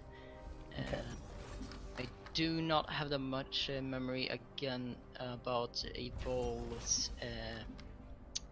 bot lane, but I do not remember them playing that much Karthus AD carry. Maybe they do. Maybe we banned it out. I know that the bot lane with Teemo actually plays the Karthus a lot as a flex pick for this team in the bot lane. And I also know, oh my god, For Life is actually on a comfort pick here on the Gragas. Played it last game, earlier this week, and he popped off, got a double kill just with his casket. Absolutely spicy jungler. Now, I just want to take a moment to point out that Evoltic have actually banned the Zac away from Anole here. Even though he had some shaky engages at the start, he absolutely popped off and got the MVP earlier today. And it looks like they are thinking, hell no, we don't want anything to do with that powerful Zac, so let's just ban it away, you know? Yeah. That Zac, I watched that game. That Zac was absolutely super scary. Seeing him running around in the enemy backline, but it feels a little bit weird banning Zac when Nocturne was picked already. Oh no, wait, I'm dumb. It's okay. Nocturne was picked after. It's okay. Oh, with Teemo hovering, that Teemo pick right there, big old Just shout for his out. name. Going for the meme. Gotta get He that won't lock it Tico. in. I'll be very, very surprised if he locks that in. I highly doubt it. The Vayne. Picks up Vayne, very strong pick at the moment in solo queue for Halo Blades. Very strong. I'm sure you'll all run into it at the minute in solo queue. Yeah, that what is it? 1 second Q cooldown. Lucian, Braum. another good pick for ADC. One of the stronger ADCs on this patch, always consistent. Galio is open right now. I might just throw that out there. But they're hovering the Twisted Fate and the LeBlanc. I do just want to put out that Lucian and Braum makes a very, very, very good bot duo. Yeah, I tried to say that. Just get the bronze. It's going to be a very, very close one. Now, they're just hovering the Ivan. I'm assuming it's for the lulz and the jokes right now, but they still need a support. So how would you round out this comp right now? A Nautilus of all champions. I can see that working. A Nautilus into Braum is a very decent pick. It's a very much a skill matchup in the bottom lane now. Lucian Braum will have the level 1, level 2, level 3 and level 4 advantage, but once we get to that level 6, it starts to become a very, very even game. And if either player, any of these 4 players in the bottom lane make a mistake in this 2v2, it could come out to be extremely costly. It's also important to note how tanky the red team is right now, with Gragas, Sion and Nautilus, and only having one range champion being Vayne. Yeah, they're putting a lot of hope into their Teemo, with Teemo Vayne right now. But then again, if you look at Mouse Players' side, they have a very squishy lineup. If you don't look at the Darius and the Braum, they have a Nocturne, a Lucian and a LeBlanc. That's a very squishy team, but they're probably thinking, you know what, early game we are going to absolutely pop off. But if the early game doesn't quite pan out, we have the late game in the Darius, the Lucian and the LeBlanc at the same time. It's a very well-rounded comp, but a little bit on the squishy side. I think it's down to the way this Nocturne plays. A Null, big impact from last game on the Zac, and I think it's a bit on his shoulders, on his back again. He needs to hit level 6 and literally impact every lane to make it that winning matchup. This bot lane, Vayne Nautilus versus Lucian Braum, it could go either way. The all-in with the Nautilus and the damage he provides early game could win with the Halo Blades being so strong on the Vayne. But you know, you can't say this without taking into consideration the Braum Lucian combo. Can't think of the 4-stack passive on Braum for the life of me. But that is so strong, especially with the Lucian that can proc 2 of it within 1 second because of his passive. Like, this should be a skilled matchup, but it should be a hype matchup. Like, it's going to be an exciting one. Mouse Plays versus Evoltic Esports for the final game of the evening. It's going to be an exciting one, and I believe we're going to have a little bit of a battle over that top 2, maybe even top 1 spot right now. So, guys, predictions. What are we thinking? Mouse Plays or Evoltic Esports? I'll let you take it away first, Kitten. I'm just gonna say that I believe that if the game runs late, I believe absolutely the red team and Evo is gonna win this, because I believe the tanks are just gonna become stronger and stronger, and in the end it's gonna be, if they don't get Vayne before a fight, Vayne is just gonna survive and they're just gonna have the tank team to crush them. I do believe blue needs to win early game, and otherwise it's gonna look bad. Yeah, they are putting a lot of pressure right now onto mid banter on that LeBlanc right there to be able to get straight onto the Vayne. But the Anol as well on the Nocturne, they're thinking, right, we're going to dive this Vayne. But they have a lot of peel in the Nautilus, the Gragas and the Scion. It's going to be very, very difficult. And if they're not careful, their dives that they think that they can probably pull off could backfire and put them very far behind. This is a team composition from Mouse players that you do not want to see fall behind in the early game, because there is just no way back for them realistically unless something insane such as Muriel popping off on the Darius again. My prediction is I've got to get this right. I've got to get this right.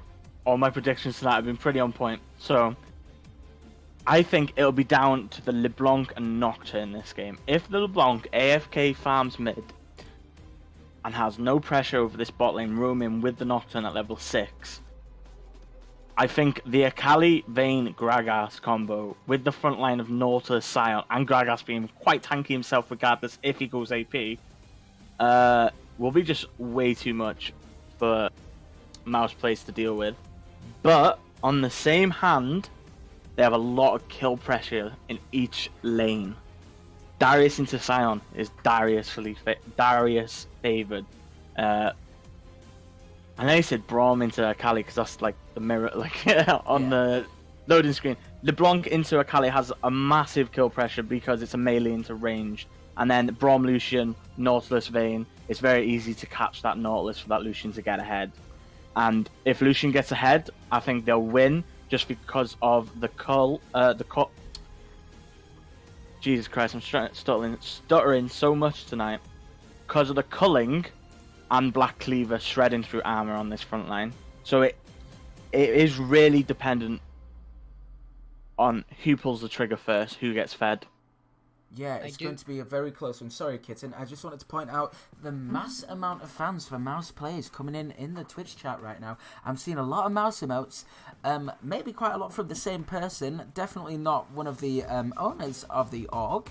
Not going to throw any shade. But I think it's very exciting to see this organization on the rise. They've only been together about 3 weeks, and they are absolutely popping off. They have some incredible teams. They have another team in League of Legends which can't actually join our league because of how highly skilled they are. They're all in like the Master and Grandmaster tier.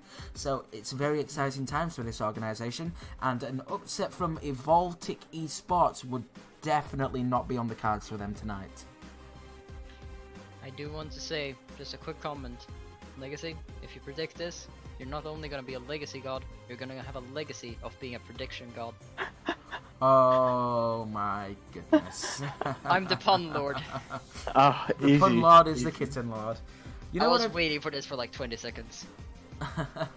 But I do think we are looking at, the top tier teams right here. These two, like, they are performing really well at the minute. But, season can go on and, teams can, fall apart, start to argue.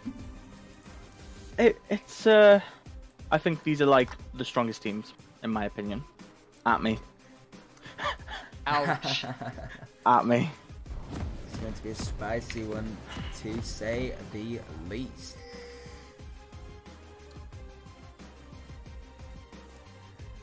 Just as we load up into the riff right now, I'm just making sure that everyone's able to follow along and know exactly which team is which. Mouse plays running as a group straight up into the topside jungle.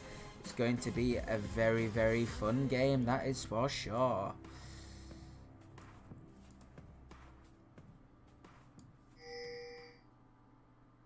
And they're running straight up into the top tri-bush, throwing down the Q on the frostbite there, not being able to get anything out of it. Except that important 10 gold. It was a very spicy 10 gold. Now, ladies and gentlemen, once again for the not so much final time, but certainly one of the last times I will be saying this, this game is brought to you by two, not one but two, incredible sponsors. And they are Team BP Bastiltum Patronum, the ones that sound like a Harry Potter spell, and their legacy is that every game is a 50-50. Hold on a moment, and we've got a bit of a fight going on here in the bottom, of the red side tri-bush, a bit of an anxiety, and the Scion, the Darius, sorry, Nautilus is stunned right up. Darius gets the first blood, and that was a spicy little wraparound right there. Very good play from Mouse Plays, having that idea that they would be around. And 2 flashes, one from Gragas and one from Vayne. That's going to be very important, I believe, in bot lane at least. Absolutely insane start. You couldn't ask for a better one as a Darius going straight in there against the Scion. And as I was saying, the other incredible sponsor of the night is Team Dangerline Esports. Whenever you're in lane against them, you're in danger.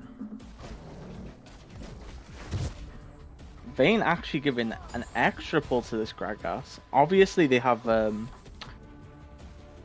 combo or a strategy that they're gonna go for in this game. Oh, actually, my mistake. Vayne actually took the blue buff. Some shaky starts from this Evoltic team.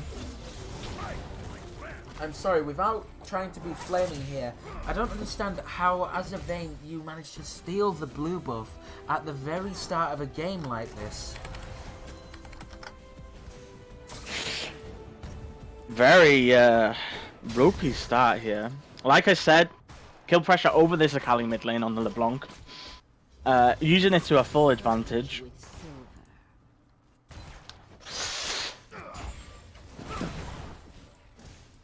I did look back into the game and it looked like the smite of Gragas came off and Vayne attacked right after. Oh, I still think that is a misplay, because why do you smite the first buff? You've got Muriel being very, very aggressive onto Baby 0741 right now, and oh my god, For Life goes down in the mid lane. Oh my goodness, and this is 3-0 to Mouse Plays already. These guys are certainly not messing around. It's looking very good for Mouse Plays right now. Evoltic Esports are going to have to put on some carry pants right now. It's a very rough start, but they have an Akali and a Vayne. This red buff given over to the LeBlanc Nautilus is hooking gonna onto do Blood Boy big here work. and manages to stun him up, but they just back away, and the Braum passive goes down onto the Nautilus, but it isn't quite enough. Vayne actually taking fleet footwork here. I don't really know what to say about that. I can only say that like there is a missed opportunity there for some free damage early game. Really loses that kill pressure of the Vayne Nautilus in this matchup.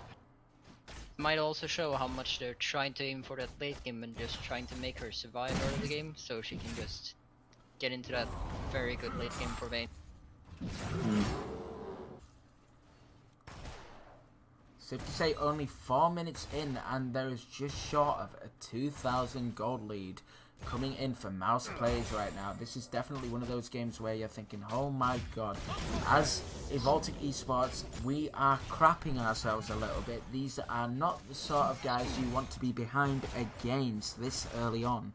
But it's like BP have always said, every game is a 50-50.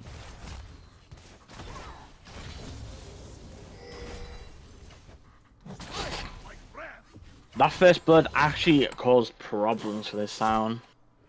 This Darius has full control over this top Kraken lane. getting very aggressive onto mid banter right there, but the shackle lands and he dashes back in and pops the clone out of him. But Anole is here, sidesteps. Kraken is going to get feared. Yep, he gets the feared, but that's it.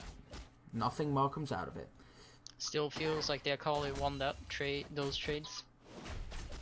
Definitely. Bazinga and Blood Boy waiting for a death brush right here. Very close to that lane and gets the stun up. And surely he's going to go down and gets condemned into the wall. But Nautilus is focusing down on that ADC and Braum is just trying to go back in. And Anole is now here in the bottom lane. Surely they should just turn around onto the Nautilus right now because the lane should go down to the Flash and the Ignite. And he goes down to the Lucian, which is a very good play from them. Mouse Place really taking over this game right now. A little bit of a late igniter from the Braum, but still got the kill and everything went well. Evoltic need to calm down, mentally reset right now, and understand that they are at a disadvantage and they need to take everything with a second thought, not make mistakes like that again. Or, as I said, this mouse sports team will solo this game with Kragen's very aware of the dragon being started here. He gets hit by the Winter Spy, and he has the Braum passive stacked up on him too. And he goes in onto Blood Boy, dashes in and ignites him, and he tries to chunk him out. And is he going to be able to take him down? The ignite, and he manages to take him down with the help of With Teemo, but he goes down anyway. And surely this is just going to be With Teemo, the Vayne going over and dying here. But no, he isn't. Lex X is still just dancing around, but Mid Banter's going to take him down anyway. And surely this is the Nautilus going down as well. Maybe not, but both players are low on mana, but as long as they keep on the chains and the slows and the ignite goes down, just give this over to Mid Banter, and that is a 7-for-1. This LeBlanc is really starting to take over the game. It's not going to get any easier, and I think Evoltic Esports are just starting to panic. I think this Gragas has had a mental boom. He literally did Wraiths instead of going to that dragon, and then he could have helped save that Nautilus, but instead started to do the Wolves. I don't know if that is like a misplay or, miscommunication, or, he's just tilted. But See, I had an there's opportunity. mistakes being made already in this game from this red side. Yes, a lot of mistakes. A 3,600 gold lead at the moment to Mouse Place, and I had the chance to talk to OMG4Live, known as Ace, earlier today, and he was telling me how motivated he was to pull back after the results from the other day. And so far, it's looking like after that misplay at the very start, level 1 with the blue buff has certainly put a tilter on not just him, but the rest of the team as well, because it has put him so far behind that he can't have any early pressure as the Gragas. That being said, he does have his boots now and Predator, so he should be ready to go. And there's fight starting off in the mid lane here. Anole uses the ultimate, and then Mid Banter locks him up with the chain. But Anole is super low here, and he goes down to the Vayne with Teemo. The Lucian's going to go in and clean up on the with Teemo Vayne anyway. And the Culling comes out anyway, and Kragen is surely going to go down here. He just about escapes so far, dashes away. But Mid Banter and Braum flashes in, and then the chain lands, and that should be Blood Boy picking up another kill. And now we've got a fight going on in the top lane as well. Muriel versus Baby 0741, and he just flashes away. Very unlucky of the Akali there as well. I think she had about 5 seconds left on her ultimate. She would have been not dead if she had that up.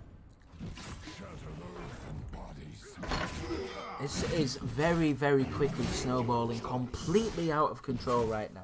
These guys just need to try and take a breath and say it's going to be okay. But they have to stop taking these greedy plays, and they need to start focusing on their vision, otherwise they're going to get absolutely steamrolled.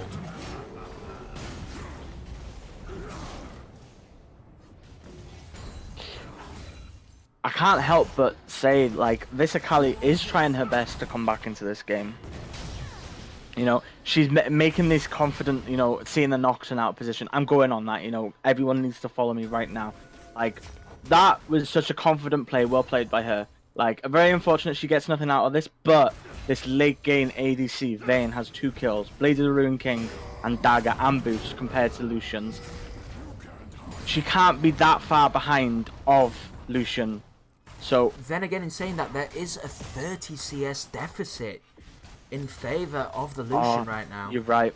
Sorry, that's my bad. I didn't actually see that. That's very unlucky. I thought you were going to say like a rookie mistake. I was going to reference IG's rookie. But you know, oh, and mid banter getting very aggressive on to Akali right now. Kragen's just walking away from it though, safely under his turret. But he should know with a 3-0-3 LeBlanc in your mid lane, it's not going to be a fun ride.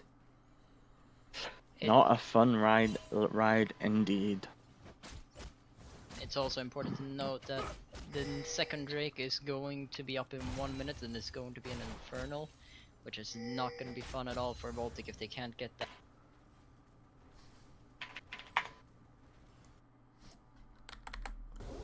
It's going to be a very, very spicy game. This could be over in about 22-24 minutes unless Baltic are to pull themselves together and keep calm and collected. Here we go. OMG 4Life getting absolutely caught out here. Once again, burns the flash, and LeBlanc barely misses the chains, and then he uses the cask anyway. Can't help but think there is some nerves on this red side team.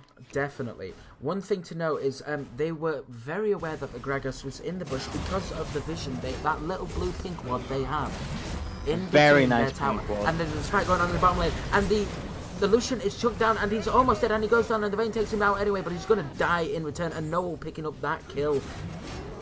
I can't help but say that, like, Nautilus walking away actually cost Vayne her life. Vayne has, like, a lot of movement speed whilst in that ultimate, and every gap closer was used. The Nautilus could have, like, pressed E or at least body blocks for that Vayne, and then they could have turned it around. Like, maybe that's just me being a Vayne main, but I can't help but say there was a missed opportunity right there. It is important to note though, she got that Lucian bounty now, so she got that extra gold which she might be able to use. And they're going in onto the Akali again, sorry. Sorry guys. No, that's fine.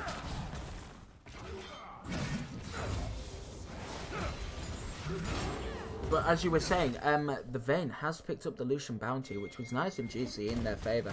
And keeping it fairly even with the CS deficit. And mid-banter getting very aggressive onto Kragen right now. And they're just forcing down this mid-turret. They're going to claim a lot of gold from this turret plating, and there just doesn't seem to be a response at the moment. They're now starting to go for the flank. Braum misses the Winter's Bite. But they should be being a little bit more punishing when they're running around on their tower like that, when they were missing an AD carry.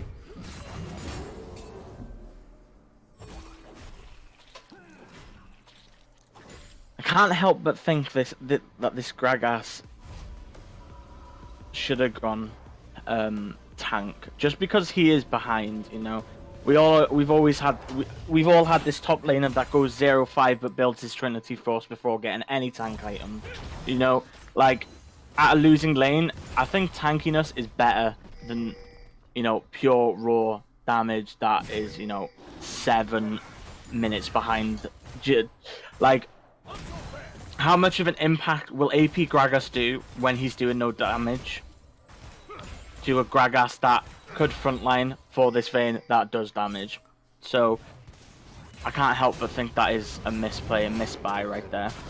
Definitely, and we've got another fight going on in the bottom lane here, but Anol is here, and the ultimate is used, but Anol goes diving straight under the tower, and he is getting chucked down, but surely the Vayne with Teemo is going to go down here, and Braum is still fighting, and the Lucian goes down as well, and now Braum is caught out, and OMG completely misses the body slam, and he hits him under, and the turret takes him down, and here comes the Akali to clean up, takes out the Nocturne right there, and there's a fight going on in the top lane, and Muriel getting extremely aggressive here, Baby flashing away, and actually shuts down the Darius. What a god, but he goes down anyway. That was very good for Baltic, they just got an ace. That was absolutely incredible, and that is the spirit of 50-50 games, you guys. You should never just tilt, even though you're so far behind like that. Every game is winnable, and Baltic are fighting their way back into this game right now. And let's take a look at those bounties for a while. 600 gold and 600 gold. So much bounties just coming out there for a Voltic. We're seeing a lot of mouse plays emotes in the chat still, but I would like to see a little bit more of Take My Energy Evoltic right now, because these guys are starting to channel their inner lion and really pull out a bit more of a fight right now. Let's see those Evoltics in the chat. Got to fight back against this mouse plays right now, guys.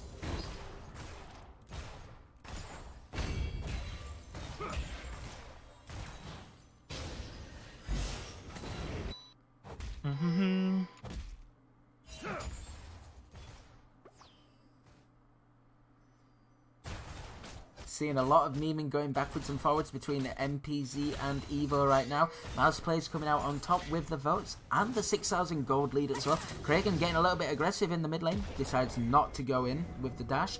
And Noel being forced away. And mid banter just dashes forward anyway, being super aggressive, but still nothing too serious happening right now. Everybody's just dancing over that mid lane for priority. And Nautilus might just get himself caught out here. Gets caught by the Winter's Bite, and he gets absolutely collapsed on, and this should be him going down to mid banter, shutting him down straight away right there.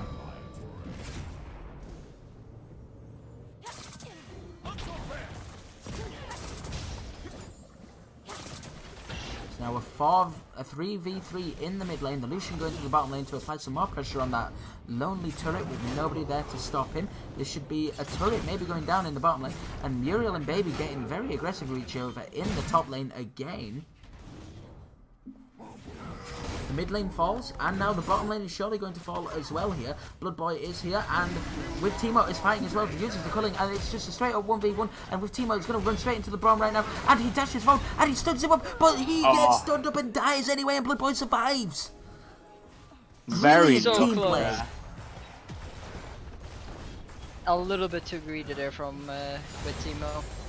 The thing is, he was stunned up and he had a seal, but Kragan is coming in and probably just destroys the Lucian right now. And Anol is surely going to go down here as well. He's getting stunned up, and the Gragas is going to come in with the body slam and take the kill. He just auto-attacks him to death and takes, here's me belly, here's me alcohol, I'm going to slap you with me cask. Is that David? Maybe. Because everyone knows you love your alcohol. Oh, I love my alcohol. This Akali Definitely is starting not to Jin. become strong though. This Akali has gone from 0 and 2 and nothing to a 3, 2 and 3. This Akali is well and truly back in the game. Even though the LeBlanc is at 7 and 1, it's still anybody's game right now. This gold lead is slowly getting better. But the CS is a serious problem, especially in the top I am lane. really liking this Akali though. The way that she's playing is actually like so impactful for their team. Darius Very nice just catch gets there for- destroyed by Sion. Yeah, very nice 1v1 by Baby there onto Muriel. And Vayne coming over there just for the free assist, basically. Yeah, Darius thought he could take Sion alone, but no, he couldn't. Surprise, Not with that brother. HP. I'm a Teemo. I appear out of nowhere, even though I'm a Vayne. That's what this guy was saying to him. Teemo appears in every game, even when he's not there. See, now Anol just soloing down this Ocean Drake, and that's going to be the second one of the game going over to Mouse Plays and an Infernal Dragon as well. And it's slowly starting to apply a lot of pressure. Every time Mouse Plays play a game, they have a lot of focus around these dragons in the early stages of the game. A lot of kills going down this game again. And the Rift Herald has been started up by Mouse Plays, Blood Boy and Bazinga clearing out some vision and starting it. And they're all collapsing over, and Craig dancing in straight onto mid-banter here. They're putting a lot of pressure down to him. He dashes and flashes away, and the Rift Herald is now on 5,000 health. And they're just dancing around it, but Bazinga's getting very, very aggressive, and he uses the ultimate and knocks him away. Kragan goes into the middle of them and starts dancing around. He isn't able to take anyone down. He's getting chunked out. There's a massive fight going on. I can't really tell who's winning the fight right now. It looks like Mouse Plays is slowly winning the fight. There goes the Nocturne ultimate. Darius is here. Everyone's fighting. He gets stunned up, but he still dies anyway. And Muriel is just starting to clean up along with Blood Boy. And that is a triple kill for Blood Boy. I know it's a very hindsight thing to say, but they really should not have taken that fight. They were still relatively far behind. Nautilus had popped that ult and didn't have enough for the fight. And I disagree with you there, Kítten, right? They were winning that fight but there was such a communication issue right there where Akali went in and there was 4-5 seconds before the actual team followed her up. Like, it was such an unlucky communication error that if they actually communicated and said it, I feel like they would have won that fight. I love how I said communication error and then I actually stuttered. Like, you know, that's funny. You're just getting into those words, you know. You need to be the words.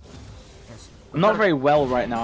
I've been up for 23 hours at the minute, so that is why I'm stuttering. Sleep after this game. Oh, I'm sure he will sleep after this one, and it feels like mouse players are slowly putting a sleeping chokehold around Evoltic. Oh, I was about to say that. 10,000 gold right now. That's good, that's good. Blood Boy casually taking his red buff, doing a lot of damage, slowly getting towards his third item. We're only 20 minutes into the game, but still a 10,000 gold lead is seriously going to have a lot of implications. With Teemo getting very aggressive onto the Braum right now, uses the Bloodburst, the Blade of the Ruined King, and the culling is used just to disengage. A lot of damage on that Vayne though, just from the culling and Braum. A lot was used, but surely enough it'll be up again soon enough. We're still very early into this game. As much as there is a 10,000 gold lead, you have to understand that mouse players are still on a time bomb. Because if this game goes too late and there's a fight breaking out in the bottom lane and Nautilus just gets deleted by Blood Boy, absolutely It's destroyed. the power of that Black Cleaver. Like I said, doing work. And no, summoning the Rift Herald in the bottom lane on this tower right now. Mid-battle running straight in onto Kragan. Being super aggressive, with Teemo is chucked down low. And this gold lead is just snowballing out of control. Kragan getting chunked down, and he'll probably go down here right now. Uses the dash to escape. Very good play from Kragan right now, but this game is looking very, very bleak for them.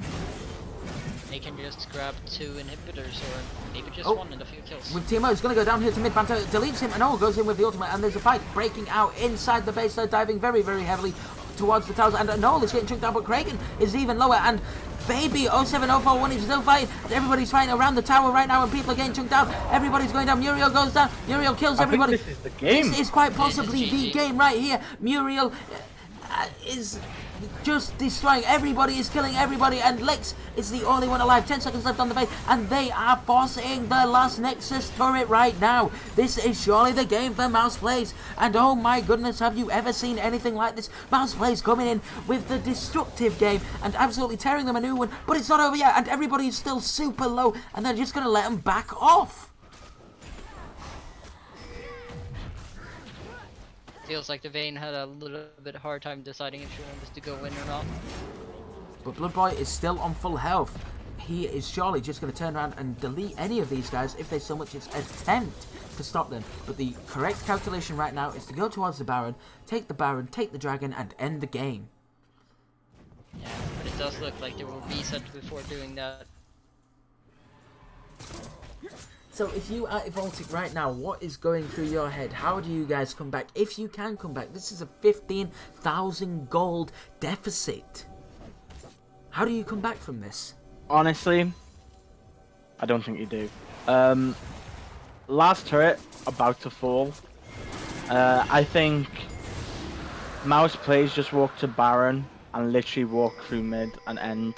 But, you know, hindsight, they've just got to hope that this LeBlanc oversteps, this Lucian oversteps, and they get this win, get that kill, the shutdown gold, the XP, everything, more breathing time, more scaling. Baron has been started up. They are on 8,000 health, 7,000 health, and it's starting to tick down very, very quickly.